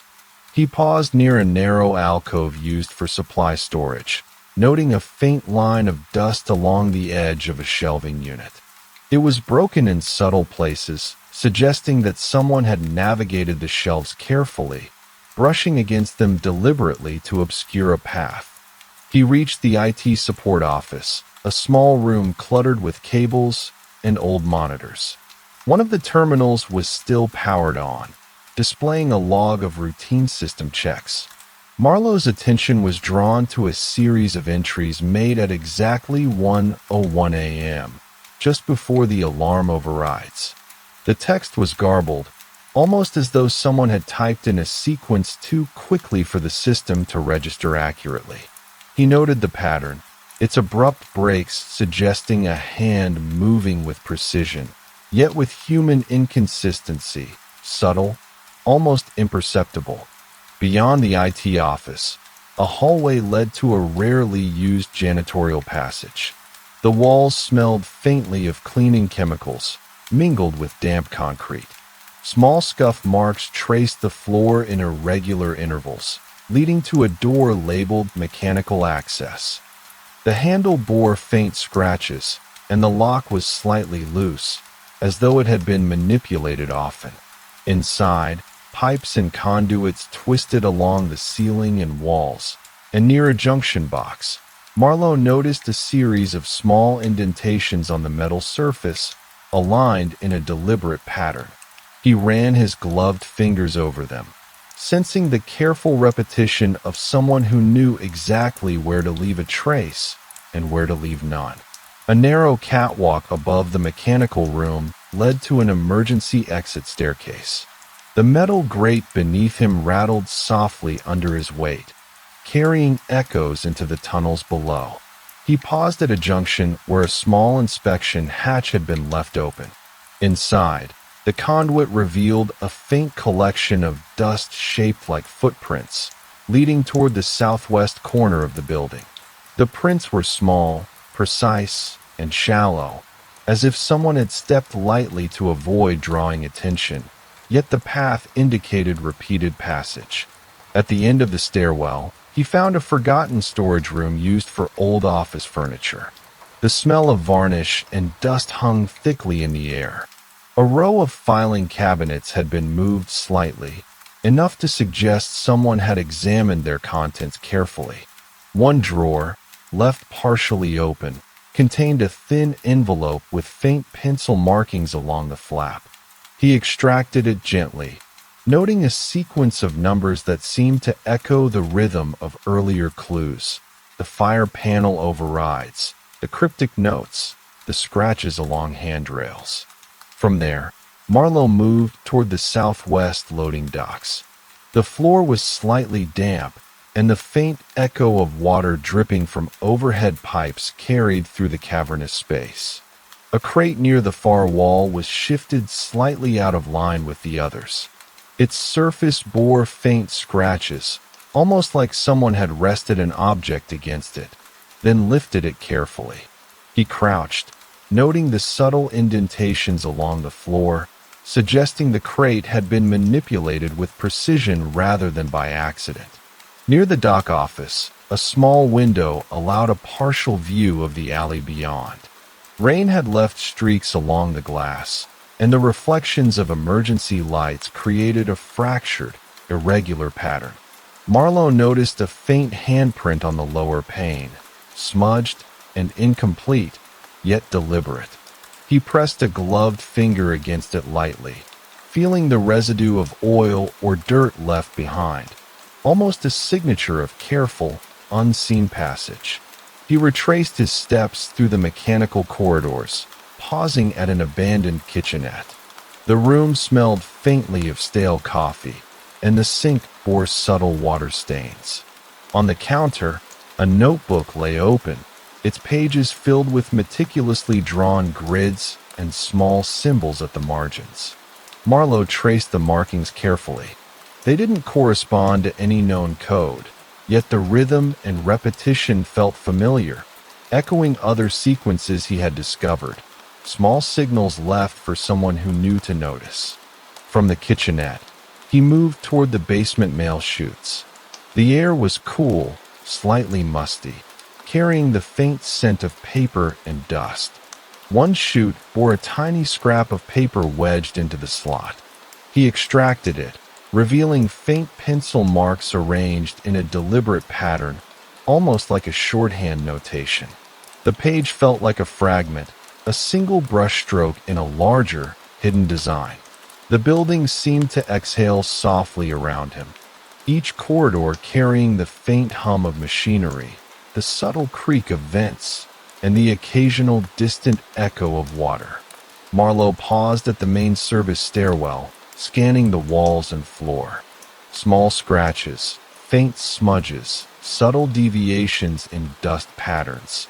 They were all traces of someone who moved methodically through the structure, leaving signs to be noticed only by an attentive observer. Finally, he arrived near the atrium once more. The glass ceiling reflected fragmented emergency lights, casting long, fractured shadows across the floor.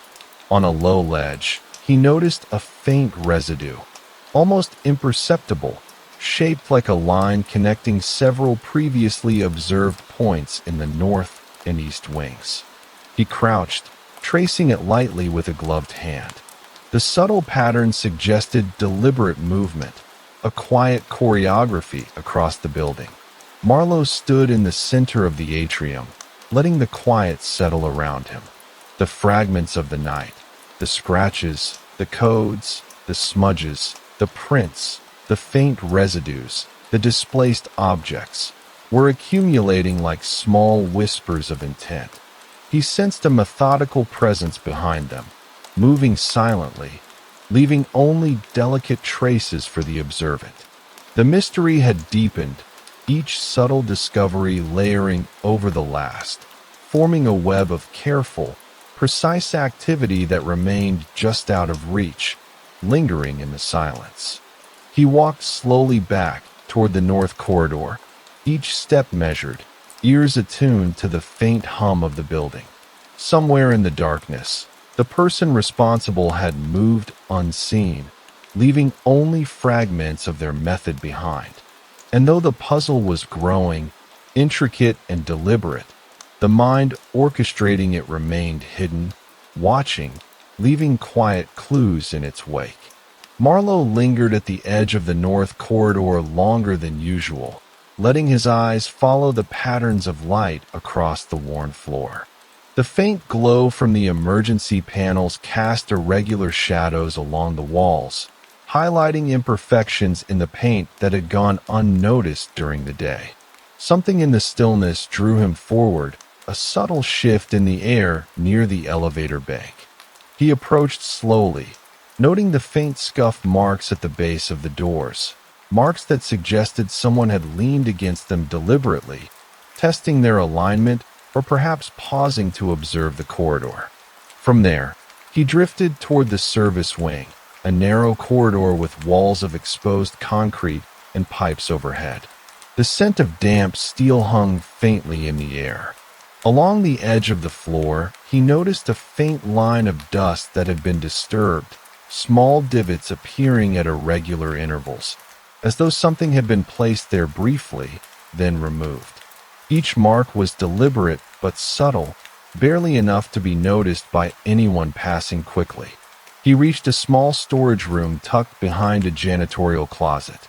The door was unremarkable, but the handle bore faint scratches, shallow and precise, like someone had turned it repeatedly with careful attention. Inside, shelves were stacked with cleaning supplies and spare parts, but one small crate had been shifted slightly, its side bearing a faint impression of a handprint. Marlowe knelt, brushing lightly across the surface, revealing the full pattern. A small, methodical pressure applied, left just long enough to imprint without smudging. Near the back of the service corridor, a narrow ventilation duct ran along the wall. Marlowe knelt to peer inside, noticing a tiny smudge on the interior lip, almost invisible without the flashlight's beam. He traced it carefully, realizing the mark suggested someone had manipulated the vent, perhaps using it to observe the hallways without being seen. He made a mental note to compare it with previous subtle marks found in the mechanical tunnels. The corridor led to a stairwell rarely used except during maintenance. The steps were worn, and echoing faintly under his boots. On the railing, he noticed small scratches, almost like tally marks, faint and deliberate. They were irregular but evenly spaced, suggesting a pattern or sequence. Marlowe ran his gloved fingers along them, trying to sense the rhythm behind the marks, as though each scratch corresponded to a step or a movement that had occurred earlier that night. At the top of the stairwell, a service hatch led to a small mezzanine overlooking the southwestern loading area. From this vantage, Marlowe could see the faint outlines of pallets and crates, their corners catching the emergency light. Near the base of one stack, a thin layer of dust had been disturbed in a path that seemed deliberate, leading toward the loading bay exit.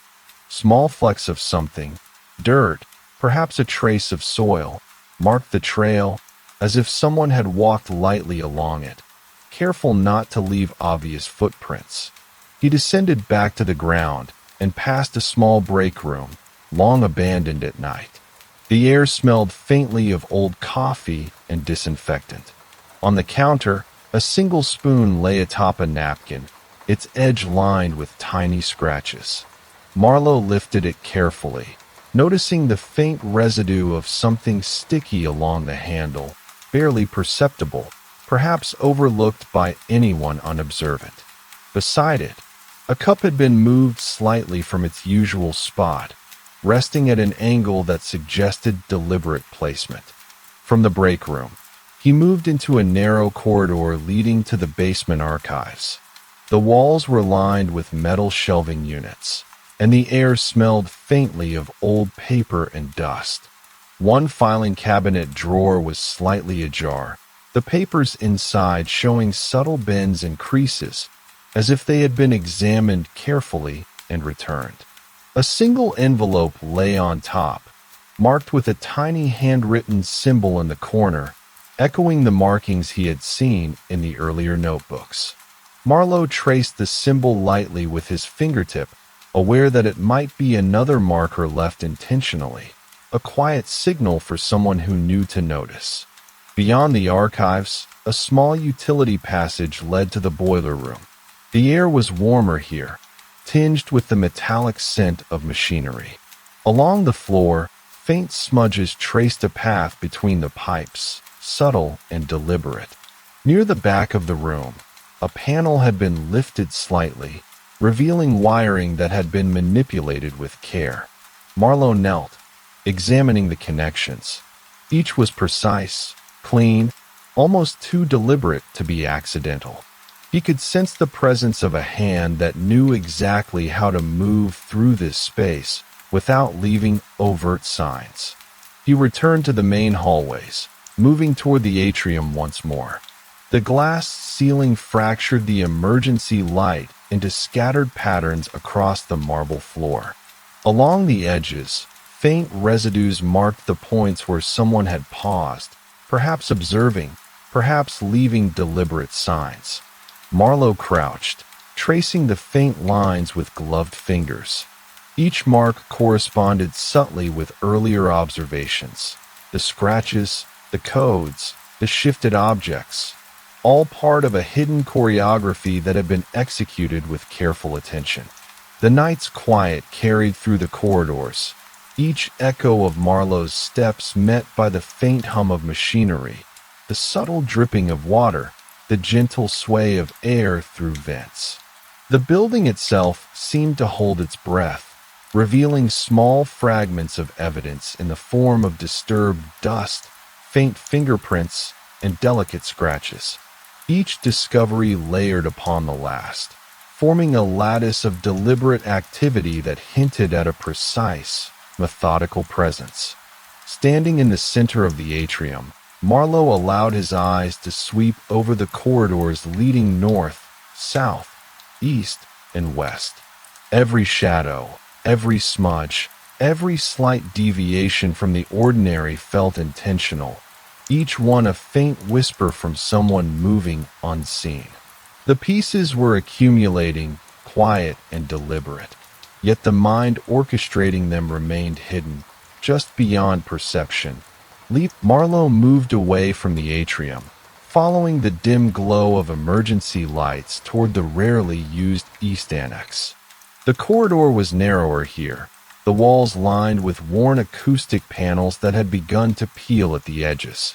Each step was careful, deliberate, as the soft echo of his shoes bounced back in irregular patterns, highlighting the emptiness of the space. Dust along the baseboards showed faint signs of disturbance, small, parallel lines as though someone had brushed lightly against the walls while passing through. A side door marked Archives Overflow stood slightly ajar. Marlowe pushed it open slowly.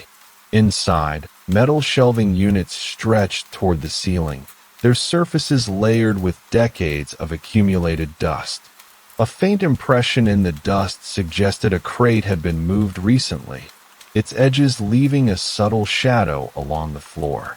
He leaned closer, noticing a single hinge pin on the ground, misplaced and slightly bent, as though it had been removed carefully and then dropped, unnoticed in the quiet. Near the back of the room, a low cabinet was partially opened. Marlowe crouched to examine its contents. Among the usual office supplies, a small, unremarkable box caught his attention. Its lid was scratched along one edge, the scratches shallow but deliberate. Inside were several unused keycards, each blank except for faint pencil notations along the corners, small marks that mirrored the symbols he had seen earlier in notebooks and on envelopes. He set the box aside gently, aware that it might be another subtle signal left by the person moving through the building. From there, he followed a narrow maintenance corridor that ran along the building's outer wall. Pipes clung to the ceiling, carrying faint vibrations from the heating system. A small puddle of condensation had collected near one of the junctions, the outline of a boot imprint faintly visible in the thin layer of moisture. He traced the shape carefully with his gloved fingers, noting the way the toes of the imprint pointed toward a rarely used service hatch near the southwest corner of the wing. The hatch itself was almost flush with the wall, hidden beneath layers of dust and cobwebs. Marlowe lifted it slowly, revealing a narrow crawl space. Inside, the air was cool, carrying the faint scent of metal and damp concrete. Along the edges of the crawl space, subtle scuff marks traced a path forward, each step shallow and careful, as though someone had moved deliberately to avoid leaving evidence. At one point, a faint smudge on the wall caught his eye, a handprint, partial and deliberate, pressed lightly enough to suggest observation rather than haste. Emerging from the crawl space, he found himself in a small ventilation maintenance room. The hum of machinery filled the space softly, a constant, low vibration through the walls and floor. One of the service panels was slightly open, wires looped neatly inside. Marlowe traced the path of a few cables, noting the clean cuts and precise placement. Nearby, the floor bore subtle scratch marks that led toward a floor vent, which had been slightly loosened, almost imperceptibly. He moved onward toward the rooftop access, a door marked service only. The stairwell leading up smelled faintly of rain and oil, and the metal steps had faint streaks where boots had pressed against them repeatedly. At the roof, the air was damp, carrying the scent of wet asphalt and distant city streets. He followed a narrow ledge along the parapet, noting small, almost imperceptible marks on the edge, tiny abrasions consistent with careful climbing or the placement of tools. Near the edge of the rooftop, a small mechanical box protruded from the wall. Marlowe examined it closely. The screws had been recently adjusted, the edges bearing faint fingerprints. Inside, wiring had been rearranged subtly, leaving a faint scorch pattern along one corner. The mark was too small to register as damage in normal inspections, yet deliberate enough to suggest testing or calibration. He descended back to the corridors below, moving toward the west stairwell this time. The air in the stairwell was cool, carrying faint echoes of distant ventilation systems. Along the railing, he noticed small scratches etched along the metal, irregular but evenly spaced. They seemed to mirror earlier markings he had seen on other stairwells, suggesting a sequence, a rhythm, a pattern intended to be noticed only by a careful observer. Reaching the basement storage area, Marlowe paused near an old utility closet. The door was slightly misaligned, and inside, the faint smell of oil and damp concrete hung heavy. A single shelf had been shifted forward, revealing a floor marked by subtle impressions, perhaps from a small ladder or a tool placed carefully and then removed.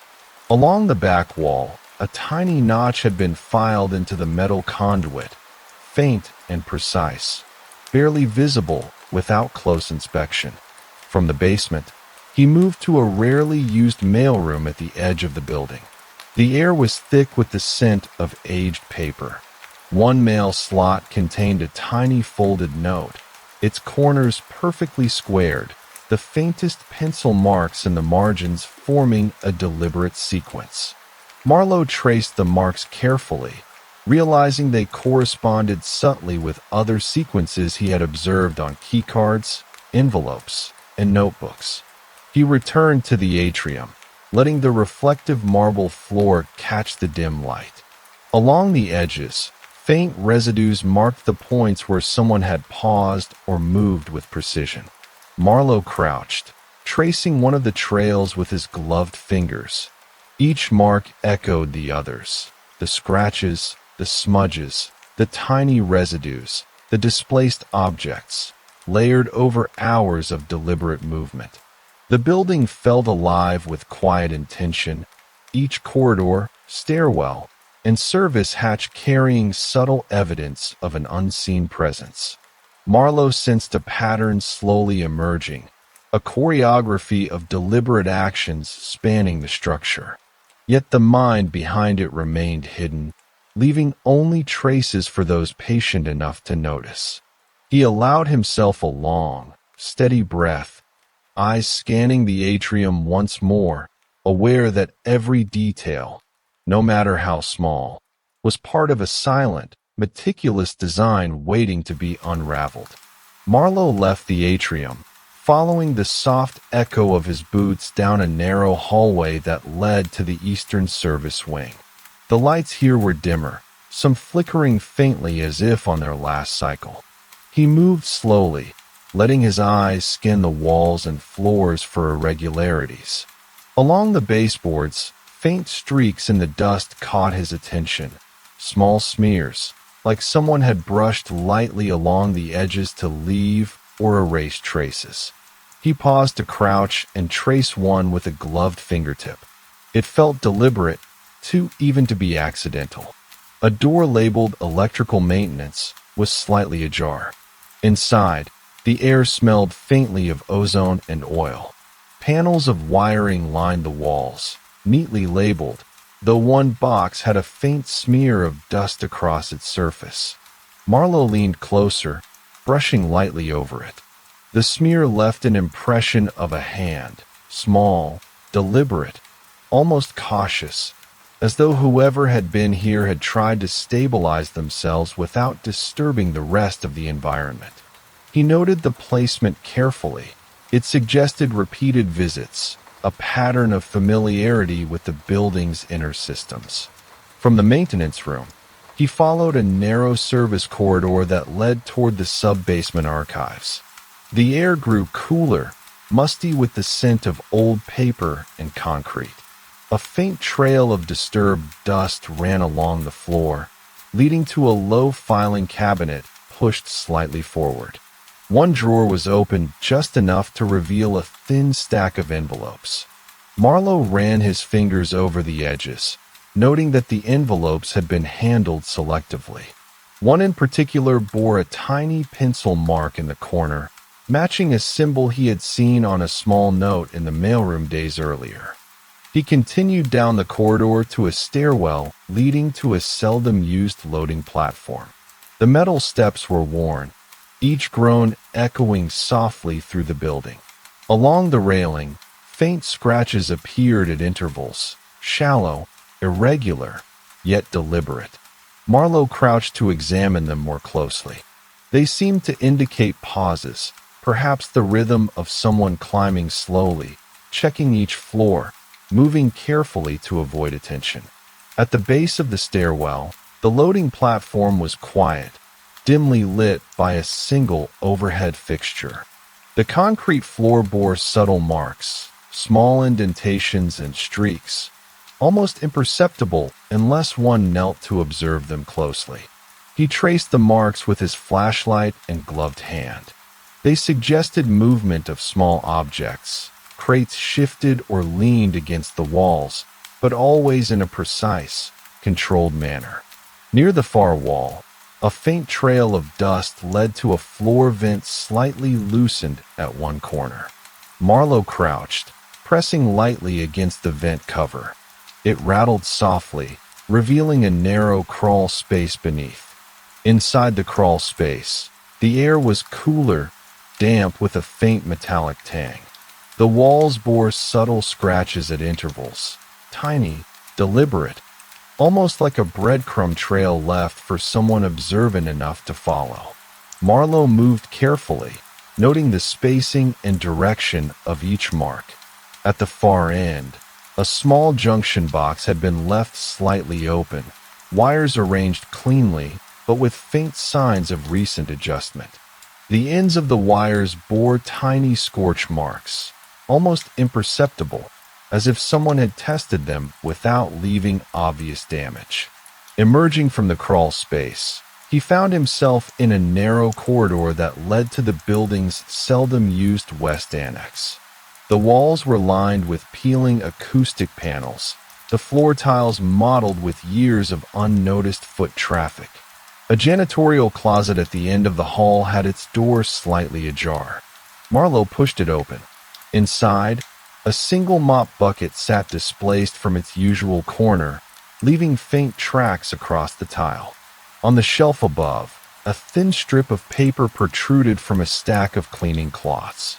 He pulled it out and examined it. A sequence of numbers and letters arranged neatly, the kind of notation that suggested careful observation rather than hasty use. Continuing along the annex, he entered a small lounge space abandoned at night. The faint smell of old coffee lingered, mingling with the antiseptic of a nearby sink. On the counter, a notebook lay open, pages filled with symbols and lines, some matching markings he had seen in the electrical and archives rooms. A cup sat slightly off its coaster, rim faintly smudged. Marlowe traced the smudge lightly. It seemed deliberate, placed to suggest presence without leaving overt evidence. From the lounge, he followed a narrow maintenance corridor that led toward a rooftop stairwell. The air was damp, cool, carrying the faint smell of rain and metal. Steps groaned softly underfoot. On the landing, a small service panel was slightly loosened. Marlowe leaned close, tracing the faint scratches along its edges. Someone had opened it carefully, replaced components, and closed it with precision, leaving marks visible only to a patient observer. The rooftop itself was quiet, empty except for the faint hum of air conditioning units. Rain had left streaks across the glass enclosures, fracturing the emergency light's reflection across puddles on the gravel surface. Along the parapet, Marlowe noticed tiny metallic pins placed intermittently, bent slightly as if used to stabilize tools or devices. He traced the placement slowly, aware that each pin was deliberate, marking a path or a point of observation, subtle yet intentional. Descending the stairwell back into the corridors, Marlowe moved toward the basement service rooms. The air was thick, carrying the faint smell of oil and damp concrete. Along the floor, faint smudges suggested repeated movement, small tools or objects placed and removed. Near a low ventilation grate, he noticed a faint imprint, a shoe sole pressed lightly, oriented deliberately toward a nearby hatch. He knelt, brushing lightly, and realized the pattern repeated several times along the corridor, a rhythm carefully embedded in the space. He paused in the corner of the basement hallway, letting the stillness settle around him. Each discovery, the marks on the railing, the faint scratches, the shifted crates, the sequence of notations, the tiny smudges and imprints, layered together like a subtle, intricate choreography. The presence behind them was meticulous, deliberate, yet absent, leaving only traces for an attentive observer. Rising slowly, Marlowe continued back toward the central hallways, letting his flashlight sweep across the walls, floors, and corners.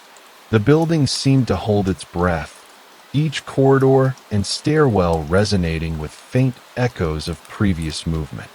Somewhere within, someone had orchestrated every detail, every disturbed dust pattern, every faint mark, every small, deliberate placement. The traces were accumulating, a quiet, invisible design that demanded careful attention, yet the mind behind it remained hidden, lingering just beyond reach in the pervasive, deliberate silence. Marlowe left the basement hallway and moved toward a narrow corridor that led to the north service docks. The air smelled faintly of wet concrete and oil, layered over the cooler scent of the building's ventilation. The floor was speckled with tiny scuffs, shallow but deliberate, as if someone had paced carefully, testing the space or leaving a subtle trail. He knelt, brushing lightly with his gloved hand, and noticed a faint residue along the edges, a smear that caught the light only at certain angles. At the far end of the corridor, a small storage alcove had its door slightly cracked. Inside, rows of shelves held long-forgotten cleaning supplies and spare hardware. One shelf had been shifted forward, leaving faint impressions on the floor where it had rested before. Marlowe crouched, observing the slight arcs in the dust, the way the floor beneath had been pressed and released, evidence of careful, repeated movements. A single screwdriver lay at the back, its handle faintly scuffed, seemingly tested or handled with intention. Continuing through a side passage, he entered a ventilation control room. The walls were lined with old panels, their paint peeling slightly, and the air carried a low hum of machinery. One control box had been recently opened. The interior wires were arranged with deliberate precision. A faint scorch mark on a terminal suggested someone had tested the circuit, careful not to trip any standard alarms.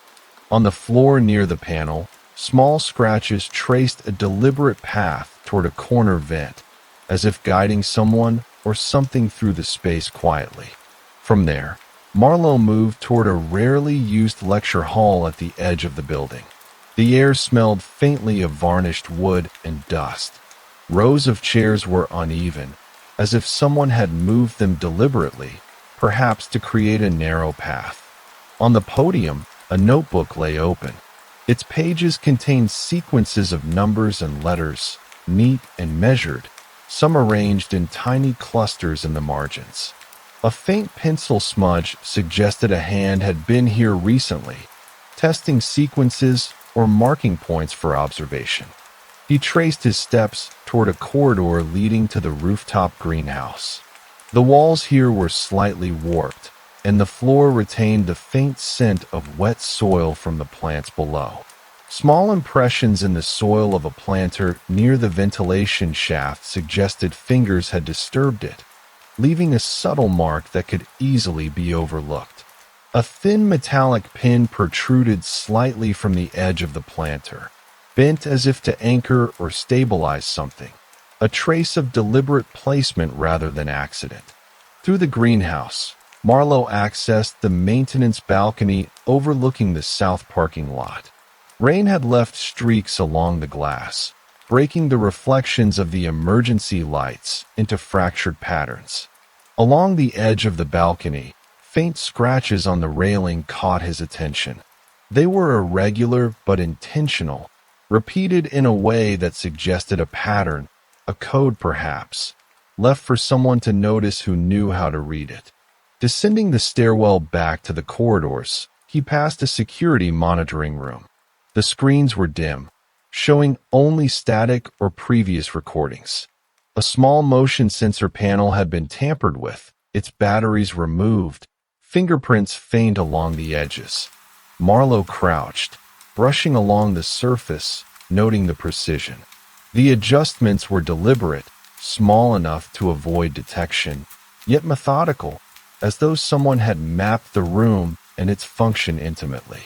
In the basement mailroom, the air was thick with dust and the faint scent of paper. A single envelope had been tucked into one of the pigeonholes, its corners perfectly squared, with tiny pencil markings along the edge. Marlowe pulled it out, noting that the marks mirrored sequences he had found elsewhere, in notebooks, keycards, and small notes tucked throughout the building.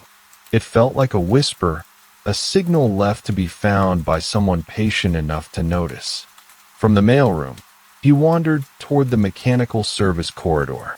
Pipes and conduits twisted along the walls and ceiling, carrying faint vibrations from distant machinery. Dust along the floor showed small, deliberate scuffs and parallel lines, some connecting points he had observed earlier. At one junction, a small access panel had been slightly loosened, revealing wires arranged neatly, the ends bearing subtle burn marks, evidence of careful manipulation without overt damage. He continued to the west annex, a series of narrow corridors with low ceilings. The floor tiles were mottled, and along the baseboards, faint smudges suggested repeated, careful movement. A janitorial closet door was ajar. Inside, a mop bucket had left a shallow trail, and on a high shelf, a folded slip of paper bore a sequence of letters and numbers similar to those seen in other areas. The repetition suggested an overarching system, a deliberate map connecting multiple parts of the building through small, precise markers. Back in the atrium, Marlowe paused, letting his eyes sweep over the reflective marble. Each corridor he had passed, north, east, south, west, was linked by subtle, deliberate traces, scratches, smudges, scuffs, marks in dust, tiny symbols on paper, bent pins, disturbed soil, scorch marks on wires. The quiet choreography was visible only to someone moving carefully, observing patiently. The presence orchestrating it all was methodical, unseen, leaving evidence only for the attentive. Marlowe allowed himself a long, steady breath, sensing the full weight of the building's quiet signals. Each discovery layered upon the last, a lattice of deliberate movement stretching across corridors, stairwells, service rooms, and mechanical spaces. And though the traces accumulated, forming a pattern faintly perceptible in fragments, the mind behind it remained hidden, just beyond reach, lingering in the spaces between shadows, echoes, and subtle disturbances. Marlowe retraced his steps to the west annex, moving slowly along the narrow service corridor that curved behind the administrative offices. The walls were faded, acoustic panels peeling in small places, revealing rough concrete beneath. Faint streaks in the dust along the baseboards drew his attention, subtle arcs that suggested someone had leaned lightly against the walls, tracing a path almost invisible to the casual eye. He crouched, brushing a finger along one streak, noting the careful pressure, deliberate and measured. A door labeled storage, seasonal supplies, was slightly ajar. Inside, the smell of old paper and varnish mingled with the faint tang of cleaning chemicals. Wooden crates were stacked against the walls, some shifted forward slightly, leaving shallow impressions on the floor. One small crate had a narrow slit along its edge, just enough to suggest it had been examined from above. Marlowe leaned closer, noticing a faint fingerprint in the dust, partial and deliberate, resting as if to mark presence without drawing attention. From there, he moved toward a low-ceilinged tunnel connecting the annex to the east wing. The air smelled of damp concrete and metal, carrying faint echoes of distant machinery. Along the floor, small scuff marks ran in parallel lines, shallow but consistent, as though someone had walked carefully, pausing repeatedly to check or adjust something. Near a wall vent, a thin metallic wire protruded slightly from the grating, bent delicately, a marker or tool left deliberately. The tunnel opened into a narrow stairwell leading to a service mezzanine. The metal steps were slick with condensation, each groan amplified in the quiet. Along the railing, subtle scratches formed a repeating pattern, shallow and uneven but deliberate, almost like a rhythm coded into the steel itself. Marlowe traced them lightly with his glove, noting the sequence, the pauses, the short runs, the breaks, suggesting careful timing rather than random wear. At the top of the stairwell, a small access hatch led to a rarely visited rooftop service corridor. The air smelled faintly of wet asphalt and rain, mixed with ozone from the distant city streets. He moved along the narrow path, observing the gravel beneath his feet. Small depressions marked careful placement of tools or objects, almost imperceptible unless one paused to notice. Near the edge of the roof, a faint smear along the base of a mechanical unit caught his eye. A handprint, partial and deliberate, pressed lightly as though to leave a signal without drawing notice. Descending back into the building, Marlowe followed a narrow hallway toward the south maintenance wing. The air here carried the faint scent of oil and rust. Pipes and conduits lined the ceiling, vibrating softly with the hum of the heating system. Dust along the floor bore faint disturbances, parallel streaks, shallow scuffs, indicating careful passage, repeated enough to form a subtle trail. At the far end, a small panel near a junction box had been loosened and partially removed. Marlowe examined it carefully. The wiring inside had been adjusted with meticulous precision, and faint scorch marks at one terminal suggested a brief, deliberate test. He continued into the basement archive, a room long abandoned at night. The scent of aged paper was heavy, mingled with concrete and dust. Filing cabinets were partially open, their drawers uneven. One drawer revealed a stack of envelopes, each marked in a faint pencil sequence, mirroring the cryptic notations he had discovered elsewhere, on keycards, small notes, and notebooks. He traced the symbols lightly with a gloved fingertip, aware that they formed a subtle network of signals, connecting disparate parts of the building through careful, deliberate markers. Moving through the basement corridors toward the north loading docks, Marlowe noted faint smudges on the walls, small streaks where someone had brushed lightly to steady themselves. The concrete floor bore shallow impressions, some from boots, others from small tools or crates moved quietly and deliberately.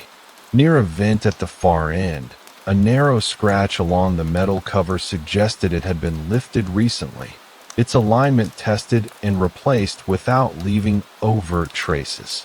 From the loading docks, he drifted into a narrow corridor leading to an auxiliary stairwell. The smell of damp metal and faint mildew hung in the air. Along the stair treads, faint streaks of wear suggested repeated movement at certain points, almost rhythmic in pattern. On the railing, tiny scratches aligned with the marks he had seen on other stairwells, a deliberate repetition across different areas. At the mezzanine above, Marlowe entered a small lounge space, dim and unused at night. The scent of old coffee and varnished wood lingered faintly. A notebook lay open on a low table, its pages filled with sequences, small symbols at the margins, faint pencil smudges in places. A cup had been moved slightly off its coaster, rim smudged, suggesting someone had lingered here briefly, leaving subtle signs rather than overt evidence. From the lounge, he moved toward the rooftop greenhouse, a narrow corridor of glass and steel. The air was humid, carrying the scent of soil and rain. A planter near a ventilation shaft bore faint impressions of fingers disturbed in the soil, along with a small bent pin protruding slightly from the edge. The placement was deliberate, suggesting someone had tested or marked a position carefully.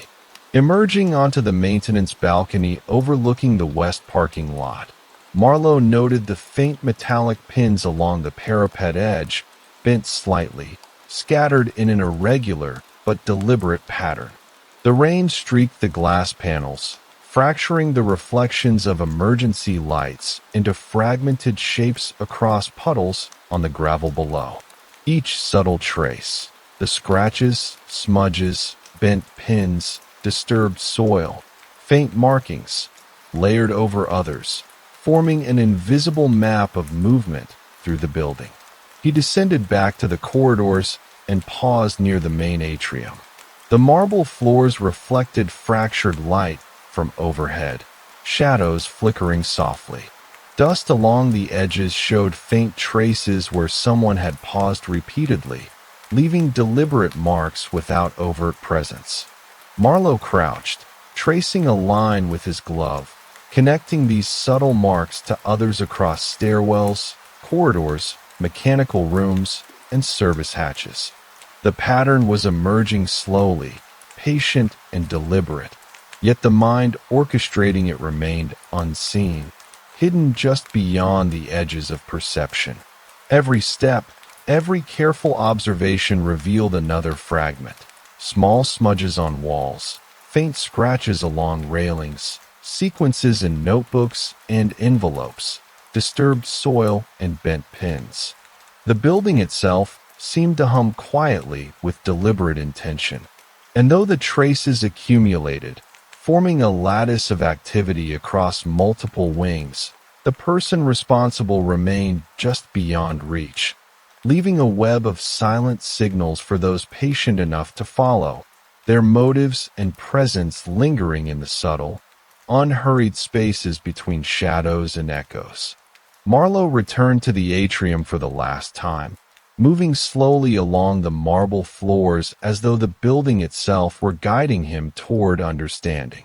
The scattered reflections of light from the glass ceiling seemed softer now, less fractured, and he let his eyes drift over the subtle marks that had caught his attention over the past hours. Faint scratches along railings, smudges and dust, the tiny pins and bent corners that had once seemed disconnected.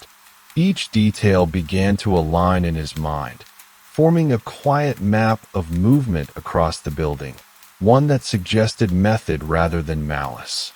He retraced the paths he had followed, mentally connecting the small sequences of marks, the repeated rhythm in stairwell scratches, the faint pencil notations in notebooks and envelopes, the gentle disturbances along the baseboards and floors.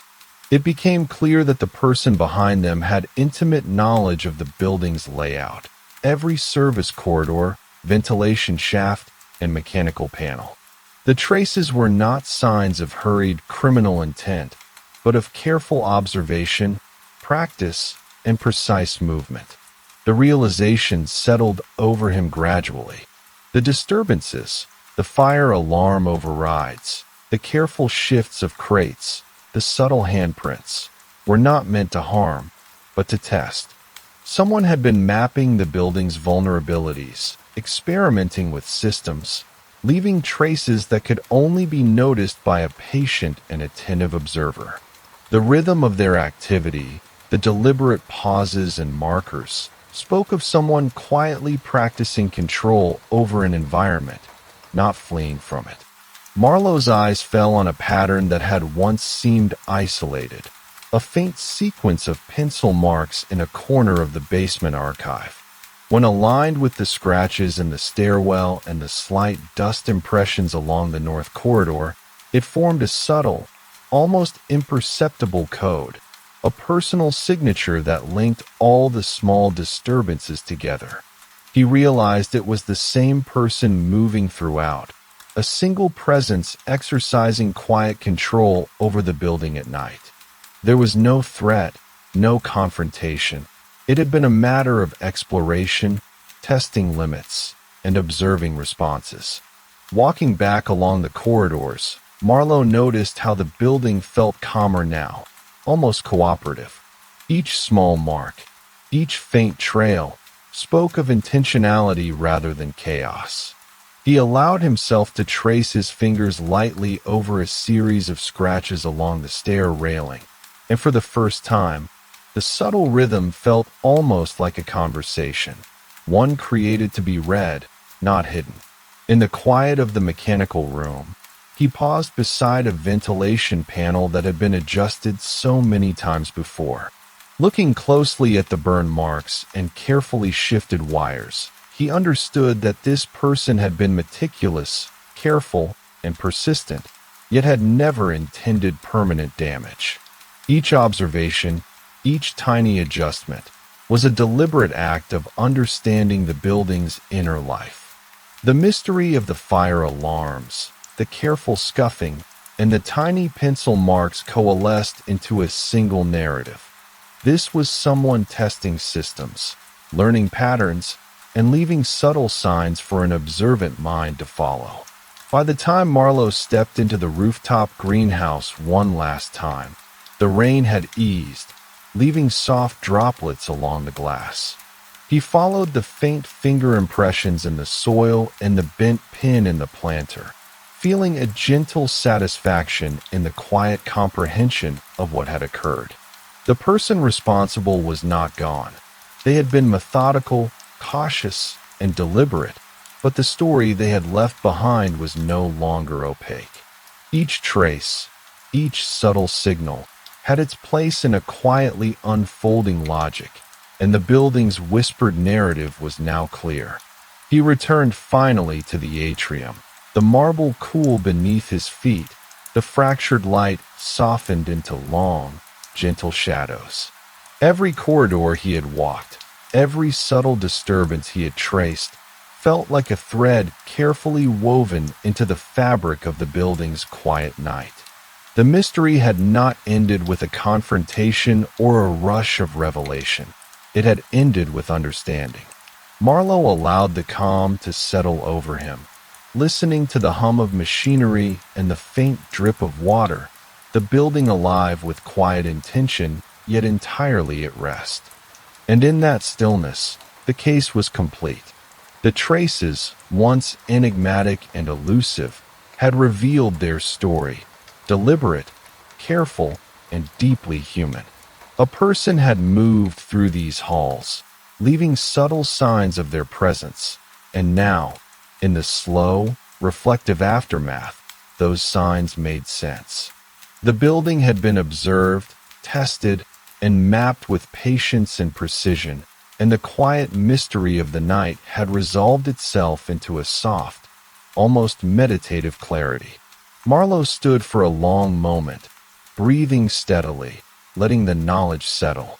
The corridors, stairwells, mechanical rooms, and rooftops were empty, yet their subtle marks remained, a calm testament to careful observation.